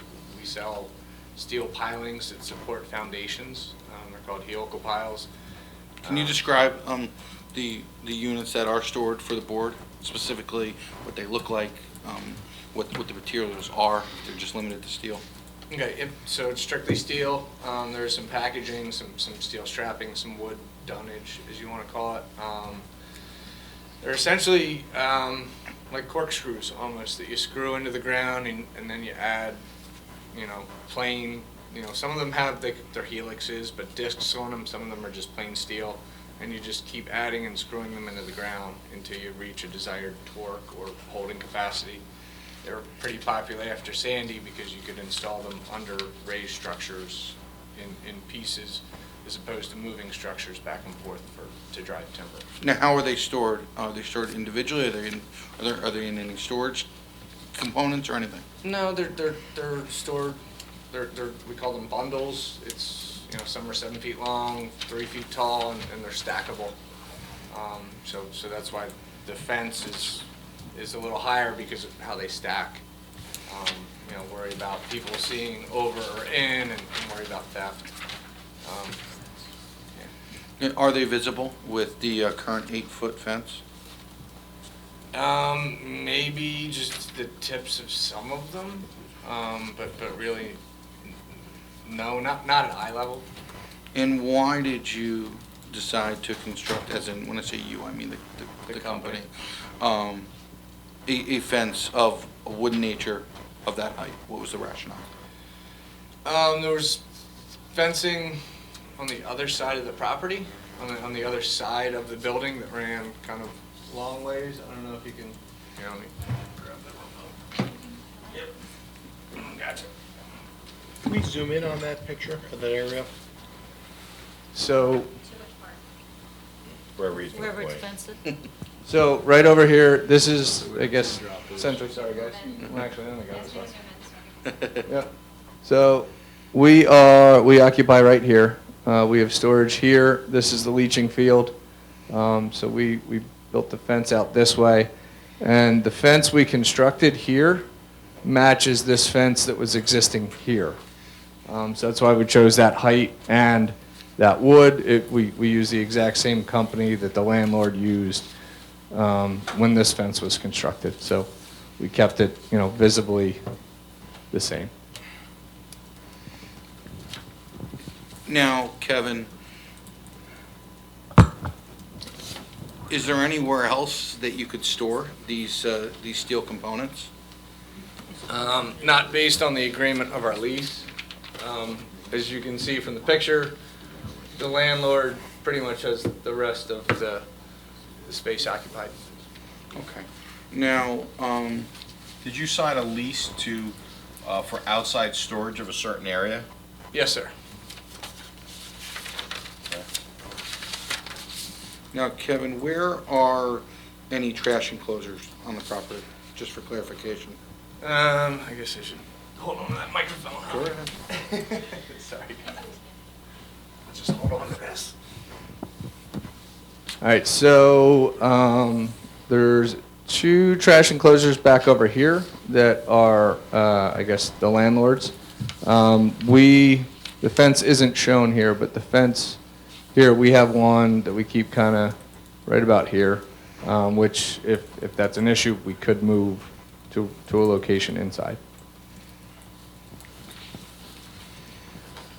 Other than theft, would there be safety concerns if the fence had enclosures that were 50% of the fence? Had an opening that was larger than 50%?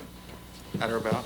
I mean, potentially, if, it depends if somebody wants to reach in and grab stuff at his steel. It does have some sharp edges. I know like with pools and stuff, you need fences to keep people out, so that nobody falls or drowns in your pool. So I guess to protect people from their own stupidity. I don't know. Okay.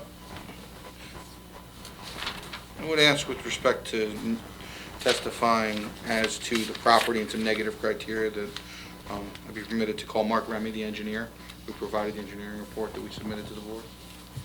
Well, hold on, before we go to Sure. Mr. Remy, Of course. does the board have any questions of him? And I guess the question maybe is that you have 2 issues here. One, a fence in the front yard, and 2 is storage is not permitted in the front yard. The fence is 8 feet high. And it's 8 feet, so you got a height variance in the front. Yes. And the testimony is that they want to store in the front yard because the landlord has rented out the rest of the property. And the landlord wants to rent property in the front, which is not permitted, correct? Essentially. He is available. He will be testifying as well. Can you restate briefly, I'm sorry, you said that your company occupies about 1/3 of the entire interior warehouse space? Yes. And can you just, is the building that whole, So where we occupy, so this is our entrance here, and we occupy till probably this corner here. And then this is all somebody else, this is all somebody else. Where is the limit of your outdoor storage that you're talking about? Our outdoor storage is essentially this area. This is a leaching field, so this can't be used, so we're just right here. It also went north over here. Yes, yes, so with the fence that isn't shown, we came out about here.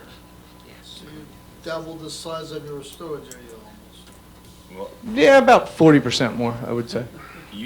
I mean, is it accurate, your handwritten plan said from the corner of the building, you went out 116 feet towards the road, and then another 60 feet towards the property line and back to create a storage space of roughly about 116 by 60-plus feet of storage area? I don't have the figures in front of me, but it does sound about correct. Okay, because that's on your Okay, plans. yes. So that's the area that's really in question. Yes, sir.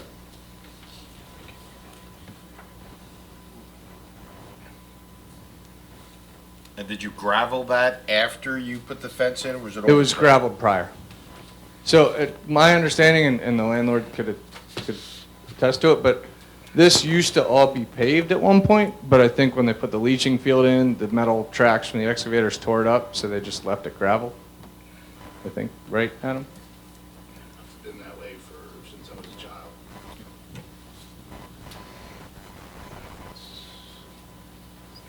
Can you store anything outside of the fence too? No, sir. I have pictures of showing some other stuff in front of the fence. That's all been removed. It was garbage. It must have, Trailer or something, or, that's no longer there, no, sir. but it was there. It was at one point, yes.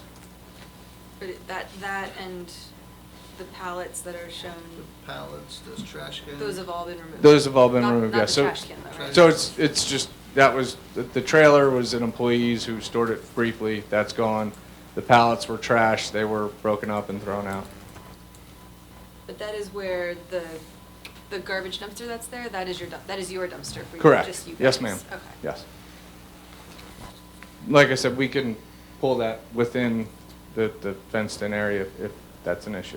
Is it the Absolutely. same trash hauler as the rest of the site, or do you guys use your own? I believe we use Republic. The landlord uses Freehold Cartage, I think. Okay, so it wouldn't be an issue for you if you moved your own dumpster, it doesn't affect the rest of the site? No, it would not be an issue. Okay.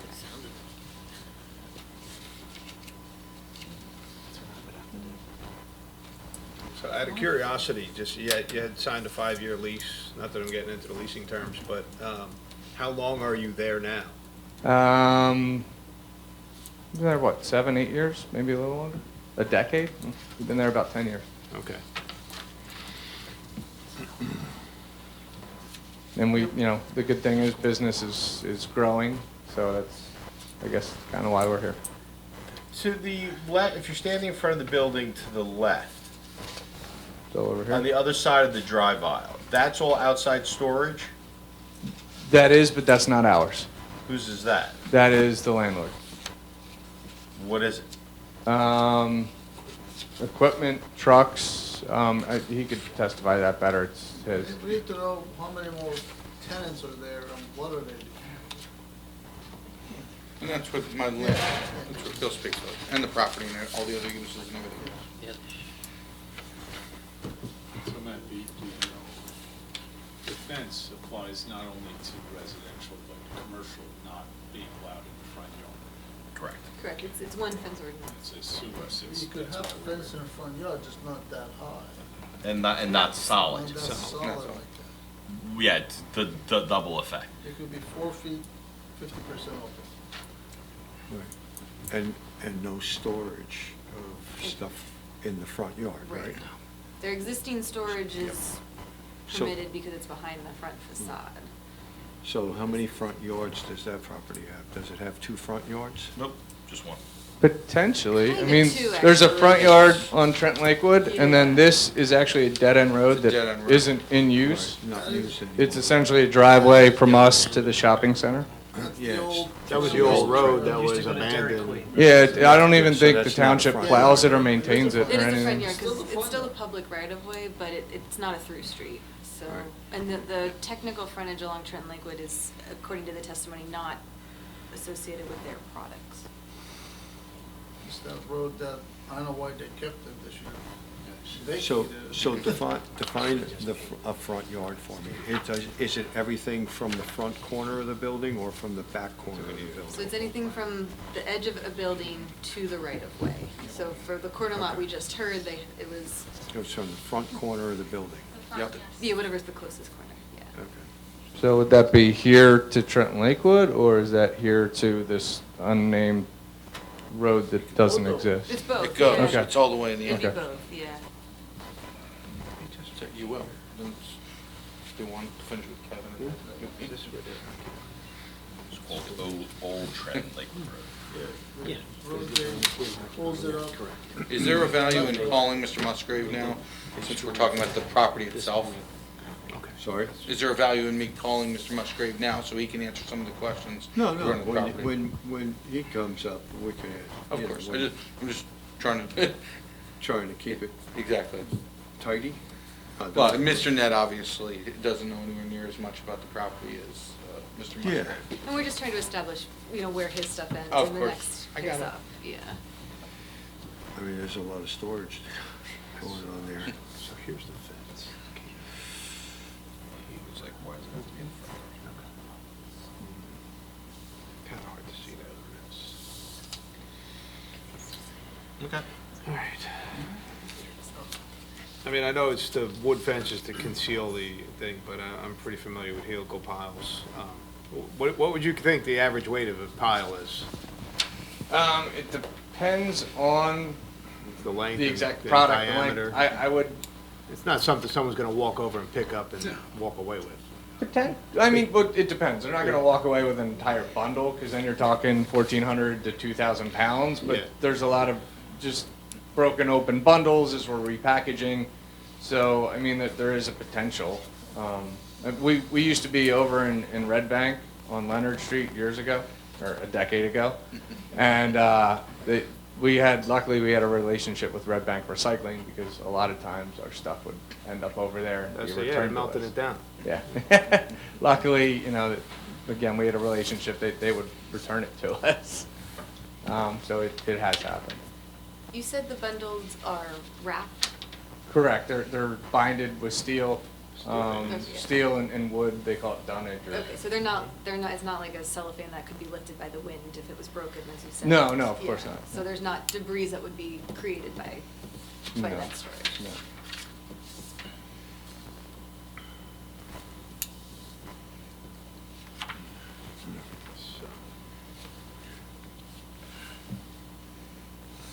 I see the wheels turning, Steve. No, What do you no, got? I mean, I'm just looking at it, I've always wondered what was going on with that property all these years driving by it. I never really took a good, hard look at overhead or knew exactly what was going on there.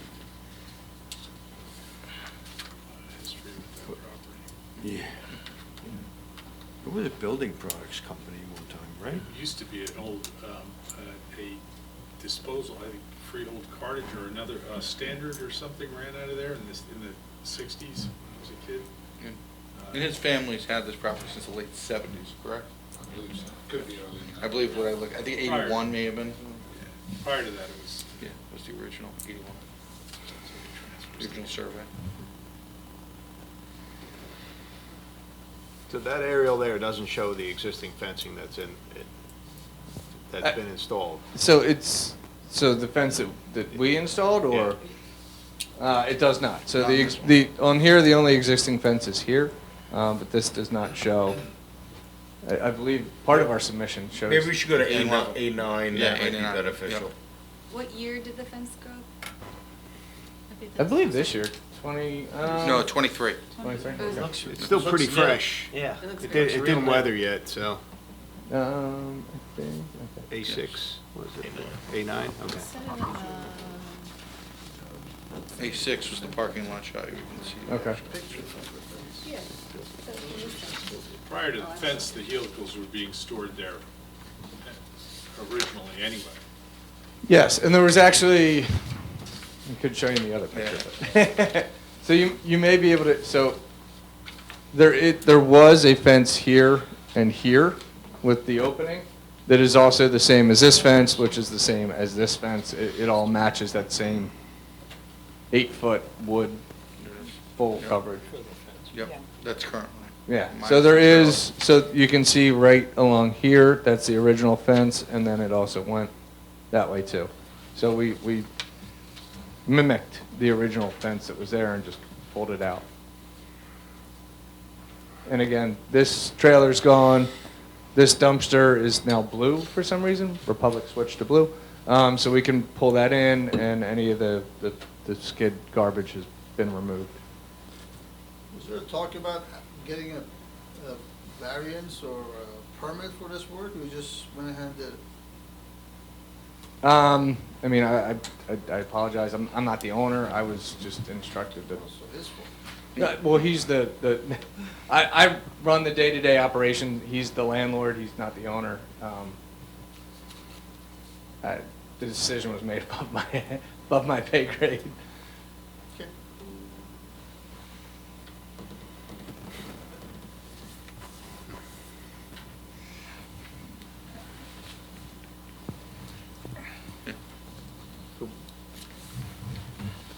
So what other options do we have if we say we don't really like the fence there, right? So the fence got to come down, or? Well, if the board, listen, he's two major variances. Three. One for a fence in the front yard, two, height of a fence in the yard, and three, storage in the front yard. If the board deems. Just to correct the record, if I may, Counselor, it's front storage, it's height of fence in the front, and it is lack of opening. Those are the three. Just so we make a clear record. And, yeah, if the board denies it, that all has to be removed, and it has to go behind the front, behind, not in the front yard, all his storage. Behind the front facade. Or storage any place out on the site that's not in the front yard. The fence has to be not to exceed 6 feet. Yeah, but, yeah, 6 feet. To be solid. But there's really nowhere else to store any of the. Well, that's why we gotta see the whole site. So what else? Yeah, we got, No, without taking I'd trees also, down. yeah, I'd recommend the board do, though, consider the variances together, because if you're going to consider allowing storage, you would want a solid fence to hide what's there, because it would look pretty, bad. I don't know, you know, what anybody's. Aesthetically, the fence does look better than looking at helical piles. Right, so, and you could, you know, again, in my opinion, it's the storage in the front yard that's the biggest one, and that's gonna dictate the fence issues. You could, if you're inclined to agree with the storage location, you could require them to lower the fence and lower this. I'm actually not sure, can you even change the size of the bundle, or is that an industry We would standard? just have to stack them lower and Okay. further out, So- as opposed to. You could require the 6 feet, and the condition would be no higher than 6 foot stacking. So I'm just saying, but I think the storage is the main thing to consider, that's gonna dictate what you do with the fencing.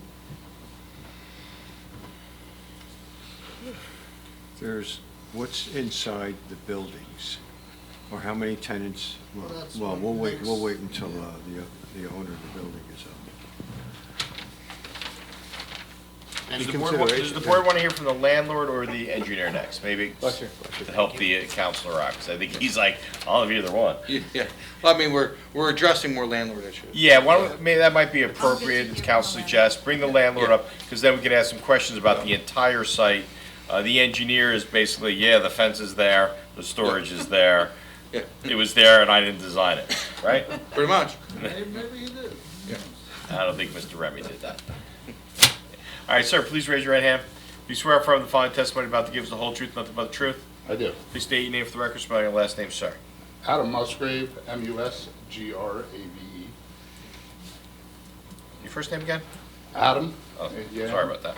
No worries. Adam, what is your current position with respect to Trenton Lakewood LLC? I'm sole member. And who's owned this property previously? My grandfather owned it, you know, I want to say back in late 70s, early 80s. I've grown up on that property since I was a child. I have since taken over from my father, I want to say a few years ago. I don't know the exact date, but they've taken over the property fully from him. So now it's my responsibility. Now, with respect to the property, we can see the front of the building right there, for example, on A6. And I apologize for telling him that you could leave that trailer there for a couple of days. I didn't realize it was an issue. Adam, who are the tenants there? One of the tenants is Earth Anchoring. The main tenant is my company, Shore Systems Group. And my father, who's Disposal Systems Inc., still tenants the back with one of his sister companies, which is Foresight Environmental. Okay, so just for clarification, the tenants that are not related to you is singularly Earth Anchoring? Now they are, yeah. Okay. And there was some questioning regarding the storage facilities on the property. Okay. Who's using them? What's there? What are they for? You probably have to bring up the screen so I can. Can we go to explain A4? A little bit more. I believe it was A4. Please. Thank you. A5, I apologize, A5.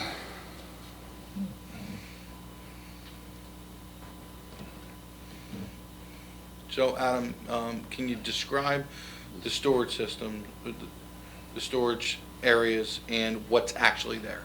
Whether it's your company, your father's, et cetera. Earth anchoring storage here is like we were talking about, they also occupy some of this back parking lot. My father's, Disposal Systems Inc.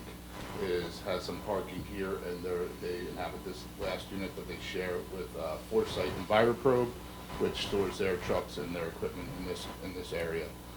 Shore Systems Group contains actually a little bit more than half of this building, about 2/3 of this building and half of this building. So my units are all here, and basically everything surrounding these trucks belongs to Shore Systems Group, as well as some of the stuff up here. We try to get as many employees parking up here as possible, and this is parking for the front offices, mainly because they're just, with all the equipment here, this picture isn't accurate for how it exists right now, but, you know, on a weekend when everything's here, everything is completely lined up. There's pretty much no room to work, and, you know, there's times, you know, where the parking, one of the reasons why we have the employees park out front is because when they used to park out in here, we wouldn't even get room for the trucks to turn around. Adam, approximately how many parking spots are in front of the building, which borders where right now that fence is? This fence? Yes. We line up about, I want to say, 10 cars here to keep them off the building, because there's an old fire lane there, which I will make sure everybody's parked back. But generally, we can get about 10 cars there before that parking lot's full. Okay, and where are all the trash enclosures on the property? The one that was spoken about for earth anchoring was here. Yep. Shore keeps our own roll-off dumpsters, because we run and work roll-off dumpsters, so we keep one of our larger roll-off dumpster right here that we use for our own trash, and we run it ourselves when we do. And Foresight EnviroProbe has a freehold cartage dumpster that we keep back here. And you mentioned that on a weekend, it's that whole storage area to the right, if we did an aerial, would be stacked. With what? What's there? That's mostly trucks and equipment. Most of our heavy equipment's here. I keep some Shore pile material here. When you say equipment, can you clarify that? Excavators, all different kinds of excavators, drill equipment, micro pile drills, tooling. There's a lot of tooling up in that area too. And all that stuff is very, very expensive stuff. With respect to indoor storage, can you talk a little bit about that for the board? Obviously, Kevin said he has some. Is there any availability outside of the area they use? For indoor storage for their equipment? For them or anybody else? This building is pretty much stacked. You know, we keep it clean and orderly. That's one of the things that I've always been told about when anybody comes by our operation, how you know, compared to most other construction companies, that, you know, your yard is absolutely beautifully clean. Anytime I make sure people are coming back, picking up garbage, organizing the yard. It may cost me some extra money, but I like for our place to look professional, not just for ourselves, but for our neighbors, as far as that goes. Did I answer the question right? Yes. All right. I got off on that. Were you involved at all in the construction of this fence? Other than saying, if you want to put up a fence, you can put up a fence. That was pretty much my take on it. Do you have any issues with the aesthetics of it, since I have you no own the issue with property? the aesthetic. In my opinion, my personal issue, not issue with the fence, my concern is for safety and safety of other people. This helical pile material, yes, it stacks. It's very heavy. Each one of those bundles probably weighs a couple, you know, maybe 1,000, 2,000 pounds. If a kid were to get in there and climb up on it, you know, yes, they bundle them together, but, you know, there's guys at a factory, boom, boom, boom, boom, doing it as quick as possible. They come apart. If somebody comes up there and climbs up on them, because they're cool, they look like a jungle gym. If a kid were to get in there and climb up on one of those things, and one of those straps breaks, man, that thing comes down, and now you got a dead kid in there. And I'll take an 8-foot fence And whatever frustrations over that, gonna dedicate my yard any day. And that's something I will stand on. And there are people that cut through these properties all the time, because there's the low-income housing. I get the state troopers coming in here all the time, you know, asking for our cameras if something else happened. One of the things you can't really see here is this property wraps all the way around here. So I've always debated, is this the front yard, or is that the front yard? Because there's no road here, but there's actually road here. So half of the property is pretty much unusable because of the creek that runs through. One of the other problems we have in this property, we've had for decades, is that people like to come and steal. They used to put our trucks up on jacks and steal all the tires off the trucks. So one of the reasons why, for me, it's more comfortable to have certain things stored out in the front, like this area, is big, heavy pieces of steel. People aren't just gonna walk off with big, heavy pieces of steel. If you'd like the storage in the back, what I have to do is move all that heavy stuff to the back, park all my trucks and my equipment out in the front. Tooling, all this stuff is very expensive. I gotta call the cops. Millstone has no cops.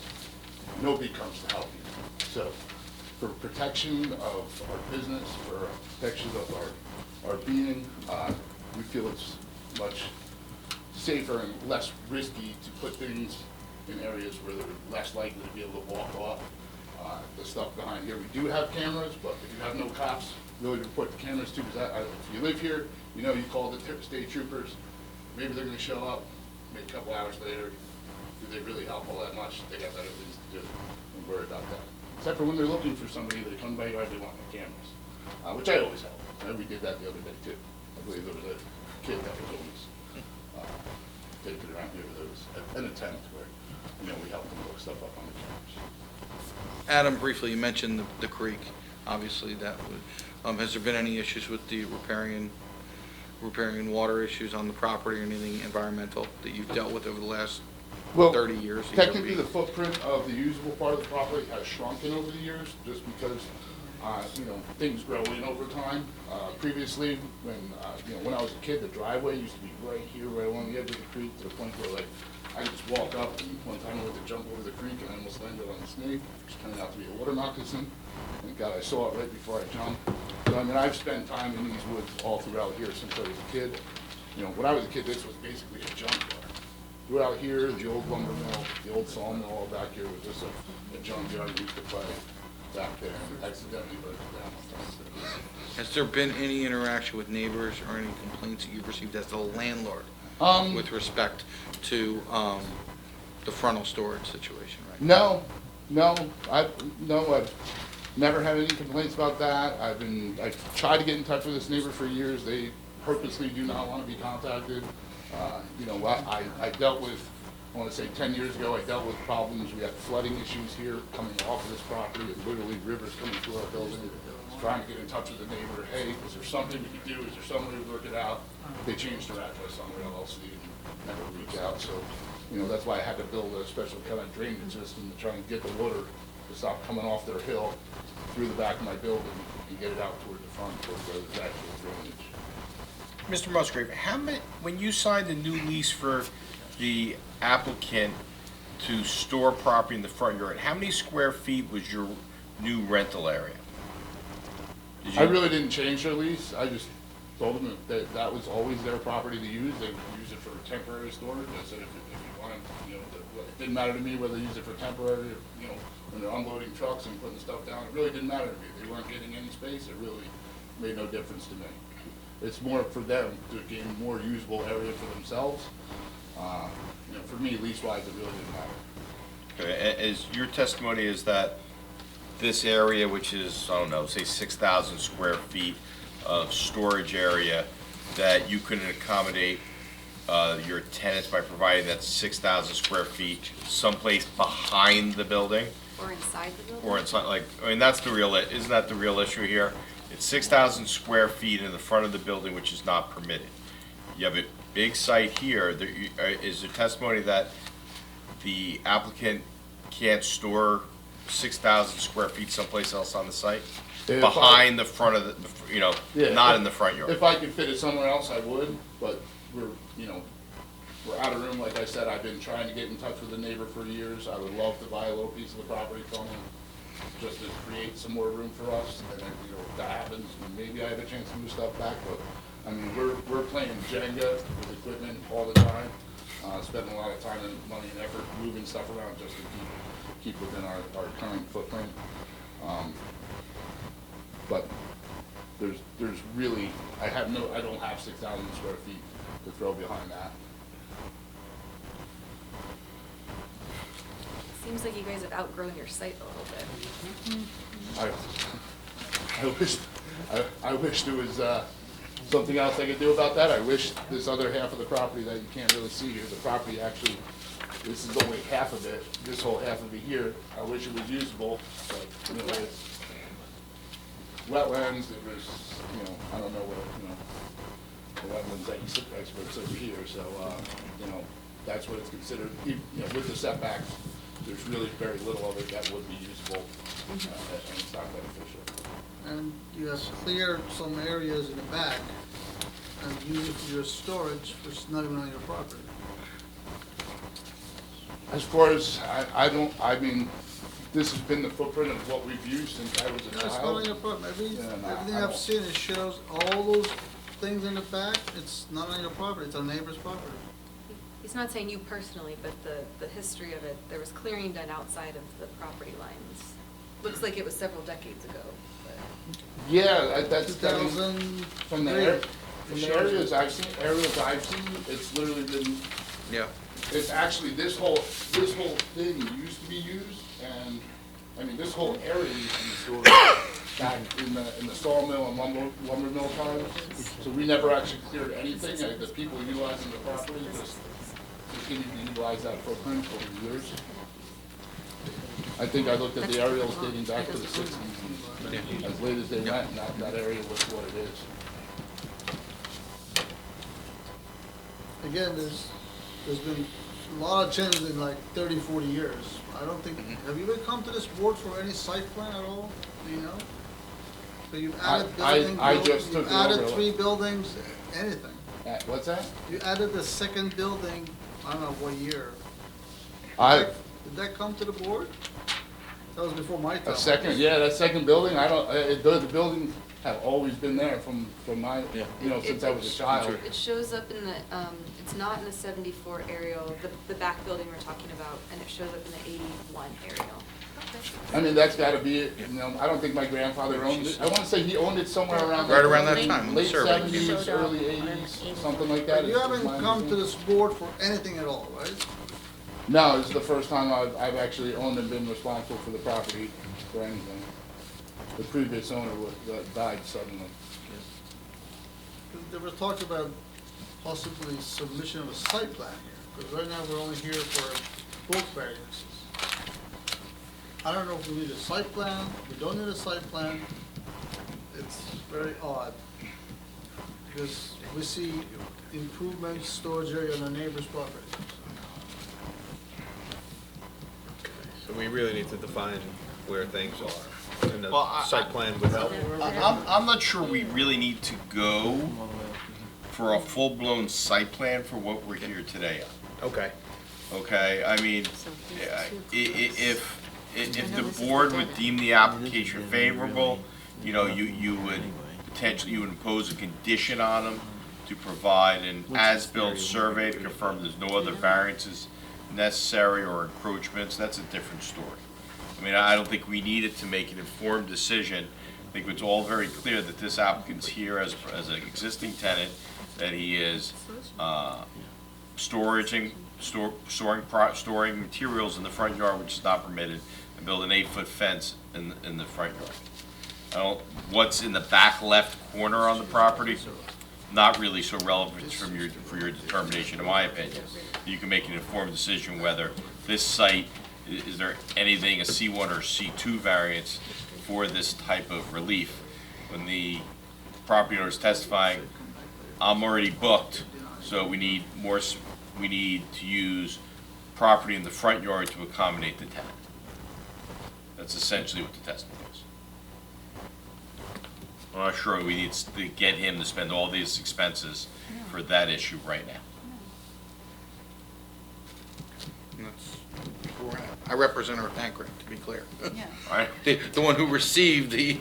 We're on the tank house. Yeah. I Just trying to add some levity to it. I just personally don't see that there is a solution in this situation because it just clearly shows that you've outgrown the property and you need to have a bigger facility. Because to just grant this and allow for frontage storage, I mean, that kind of, not that we set precedent, but we could eventually set precedent that we okay that for the next commercial property and the next commercial property, and then it goes into the master plan. And then, is that really what we want to do? So, I mean, that's just my personal opinion on it. I don't know how anybody else feels about it. Well, I feel similar in the way that, yes, your business, congratulations, kudos, your business has grown, that's excellent, it's awesome, it's what we all want.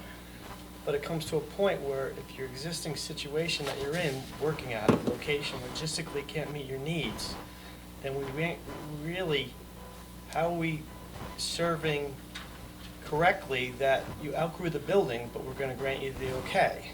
It doesn't make sense. I mean, every landlord would say, my tenant's gonna park on the side of the building, and he's gonna store there now.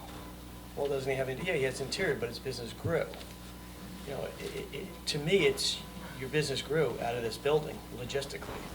Parking and all that, that's not our business, but there's a lot of parking going on there. So I just, I don't have a solution for you. Am I allowed to ask a question? Before you go, I would ask the board to consider the unique circumstances of this lot in that I recognize it's not a corner lot. That being said, we have a dead-end road here on the back where the storage, though it's termed a frontal storage area, I think there's some mitigating factors based upon this unique footprint and the uniqueness of the fact that essentially we don't have a paved road going through. And I'd ask that be a factor, at least considered, and that uniqueness be considered relative to the concerns about, frontal storage is $1 million. Business zoned or in light industrial, in this case, zoned areas that can then set a real dangerous situation where everyone's encroaching upon front. But I do think that singular fact in this footprint is fairly unique and would differentiate between any other further applications that would try to build upon a precedent that would be set for allowing termed frontal storage. But Adam, feel free to supplement. I mean, it was along those similar lines. And just for the record, I'm the one that plows this road now in the winter because it's no longer belonging to anybody else except for me and my neighbor. So I care for that road. So again, this to me is almost feels like a side yard. So I understand the argument where you don't want to set precedent. If this was still a live road, I think there would be a lot. That's kind of where I understand Joe's situation, and would be a consideration that I would appreciate. What capacity is the storage to now? 80%, 50%, 100%? As far as now that we've added. Well, you put the fence there already, fence. right? And there's material there? Correct. We still got about 20% that we could potentially. Left? Yes, sir. So it's 80% full? The fence that the addition, yes, sir. Yeah, so your business is growing, so how I long is that think- gonna last? So the fence went up roughly a year ago. 23. 23. And based on, partially went up because we took on another line, another manufacturer, and that was the required growth, additional materials, additional storage. We have no plans to take on any additional lines or any additional territory. I think where we are is where we're going to be. I'm confident in that. They're a Northeast national supplier for the largest tile distributor in the world. So I mean, they're doing pretty good, utilizing the space pretty efficiently. So a question, given that you seem to be maintaining that dead-end road almost as a private road at this point, Yes. have you ever thought of requesting it to be vacated, so it is no longer a right-of-way? I mean, yes, if that's an option, I certainly, I'm not a professional in those lines. I'm just trying to get by making a living. And understood, because I think, and Matt thinks it might be a county road, so I'm not sure what the effort would be, but if that was not a public right-of-way, the location of what's being proposed tonight would not be within a front yard. It would be a side yard, so. So essentially looking to get that abandoned roadway off the paper, and then maybe it's something that can, does it get dedicated to the county if it's a county road, or can he acquire it and purchase it? When they vacate it, you get half of it, the neighbor gets across You know the what I street mean? gets half of it. There has to be some sort of agreement with the neighbor what Okay. to do with that. But again, it's a process. The shopping center leads Who's into gonna that. pay for that process? Well, that's the, that's the property owner's issue. I mean, A couple other quick questions I have just in general. For your helical piles and storage of them, have you taken a look at or considered any other off-site areas to store stuff as needed, and just have a yard somewhere else for storage only? We have, the owner of the company and his business partner, I guess since COVID, have been looking for sites, new offices, looking to purchase.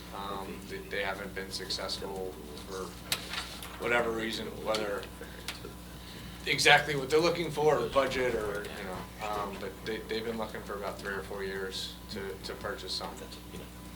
That property is also a very unique location for a national distributor like themselves. Equally distant between New York and Philadelphia, which are one of the main two, areas in which their helical piles are distributed. I seem to know a lot about this because that's part of what I do is install helical piles. As well as, they serve the whole northeast area. That's pretty much a hub of New Jersey, right where we're sitting at right here as far as when you're getting transport. Everybody knows 195 Turnpike is right there. Parkway. Yeah, it's very convenient when it comes to people coming and going as far as people. I don't know why I'm trying to sell their Because business. everything you said is why these people love Millstone to begin with, so, the location, the area, yeah. They'll take the help, it's fine. Yeah.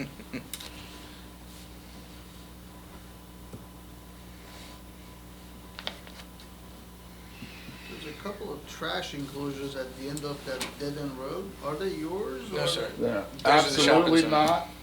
They're absolutely not, and I would love it if something happened to this because people just, I know, it's. I don't want to beat up on any saying. neighbors, so I'm not gonna say whose they are, because I'm not even real sure who they belong to. But there seems to be a lot of garbage that just gets dumped in the Is it? general area. And I'm a very outdoorsy and nature person. I spend a lot of time in the woods and on the ocean, and nothing I hate more than just seeing piles of trash.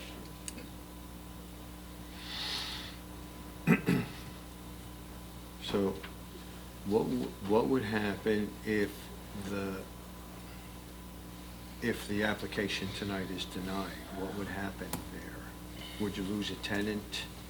Would you try to help your tenant find another space on the property to store their materials? I have potential to lose the tenant, yeah.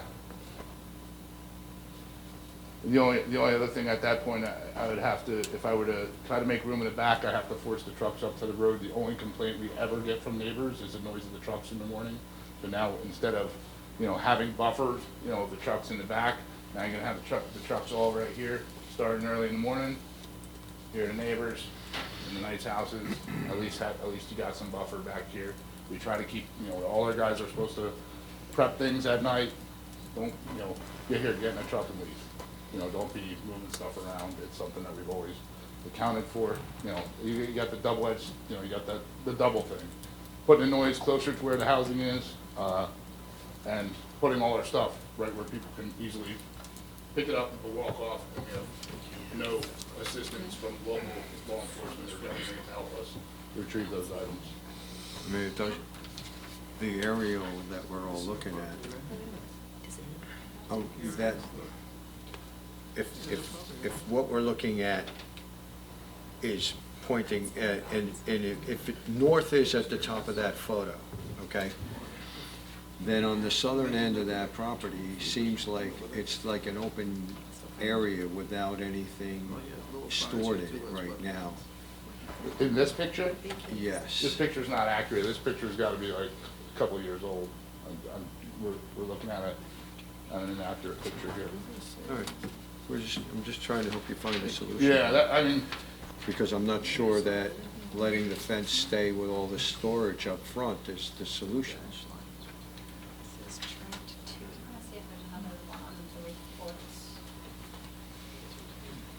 We submitted some arrows, I know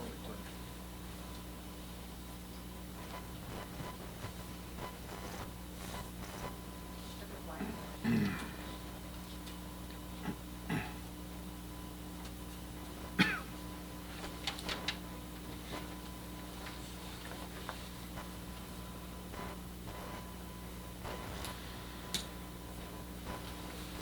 Did anybody look to see if that road was vacated before we're done?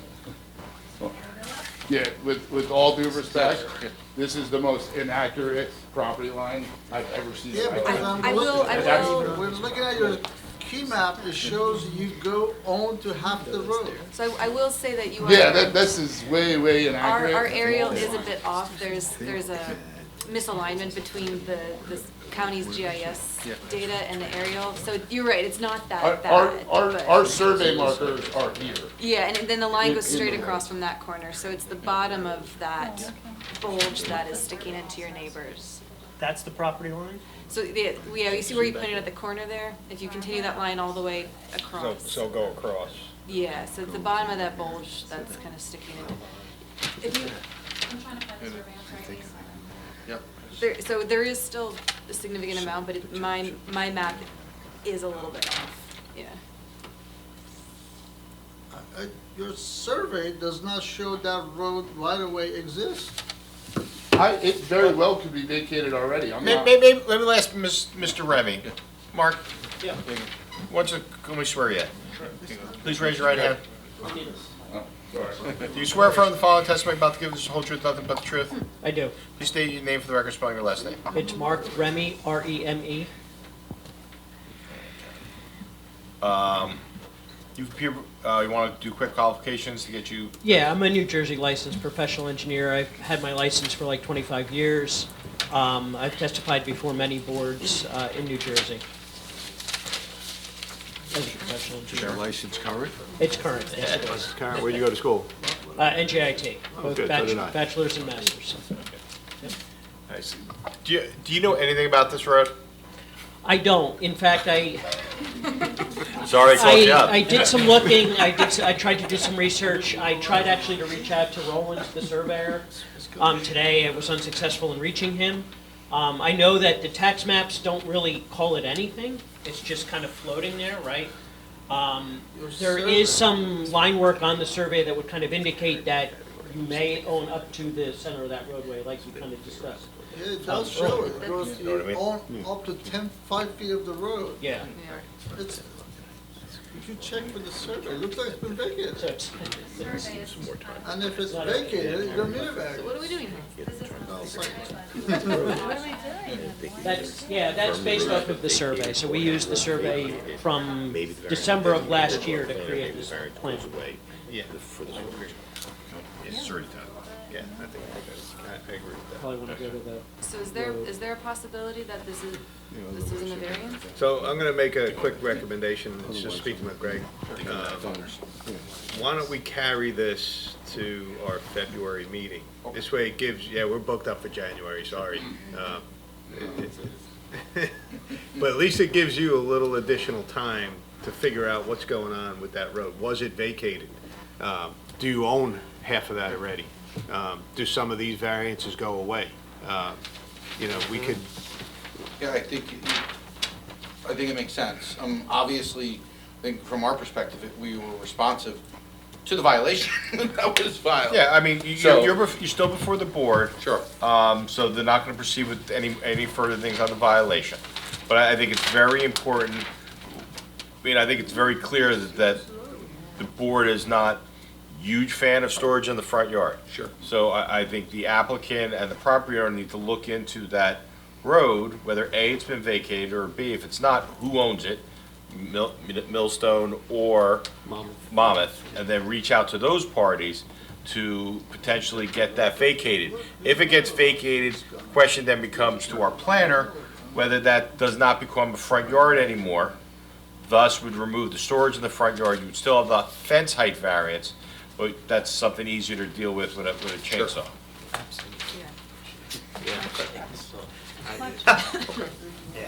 All right? I mean, I think that's fair. Oh, we're not done yet, don't go away. Yeah, I was like, I know, and I put my hand down and it went on me. There's no insurance for this building, don't fall. Okay. So for the record, is the board all in agreement with that idea? Yes. Yeah, I think so. Okay, because, I mean, if that doesn't get resolved, Right. there's a bigger problem. All right, It's because there's a lot of what-ifs still. all right, so what we're gonna do is, Did you not yet establish our calendar for next year? yeah, but it's gonna be the, yeah, all right. So what we're gonna do is, council, we have not officially adopted the February calendar, okay? So our calendar for next year. But what we're gonna do is I'll carry it to February 26th, 2025 at 7:30 PM in these chambers. If you receive certified mail, you're not gonna receive it again. There'll be no further notice. However, if for some reason we're at reorg, it is not February 26th, I'll advise you what the new date is and you'll have to renotice. Is that fair? Absolutely. Thank you. Thank you all. Appreciate you. Thank you.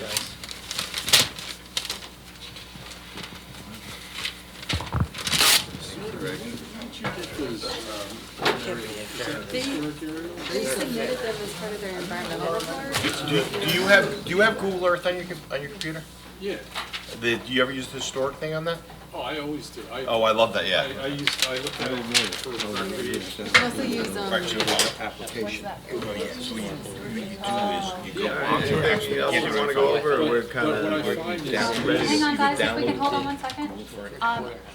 I just want to say happy holidays to everybody. Merry Christmas. Merry Christmas, happy holidays, Right. happy New Year. There's a search We do have our reorg meeting scheduled for January 22nd. We do have a full schedule for that day, so please mark that on your calendar. I will send out a draft 2025 calendar for everybody, if you could take a review of it. I would probably have the same thing we did this year with the second,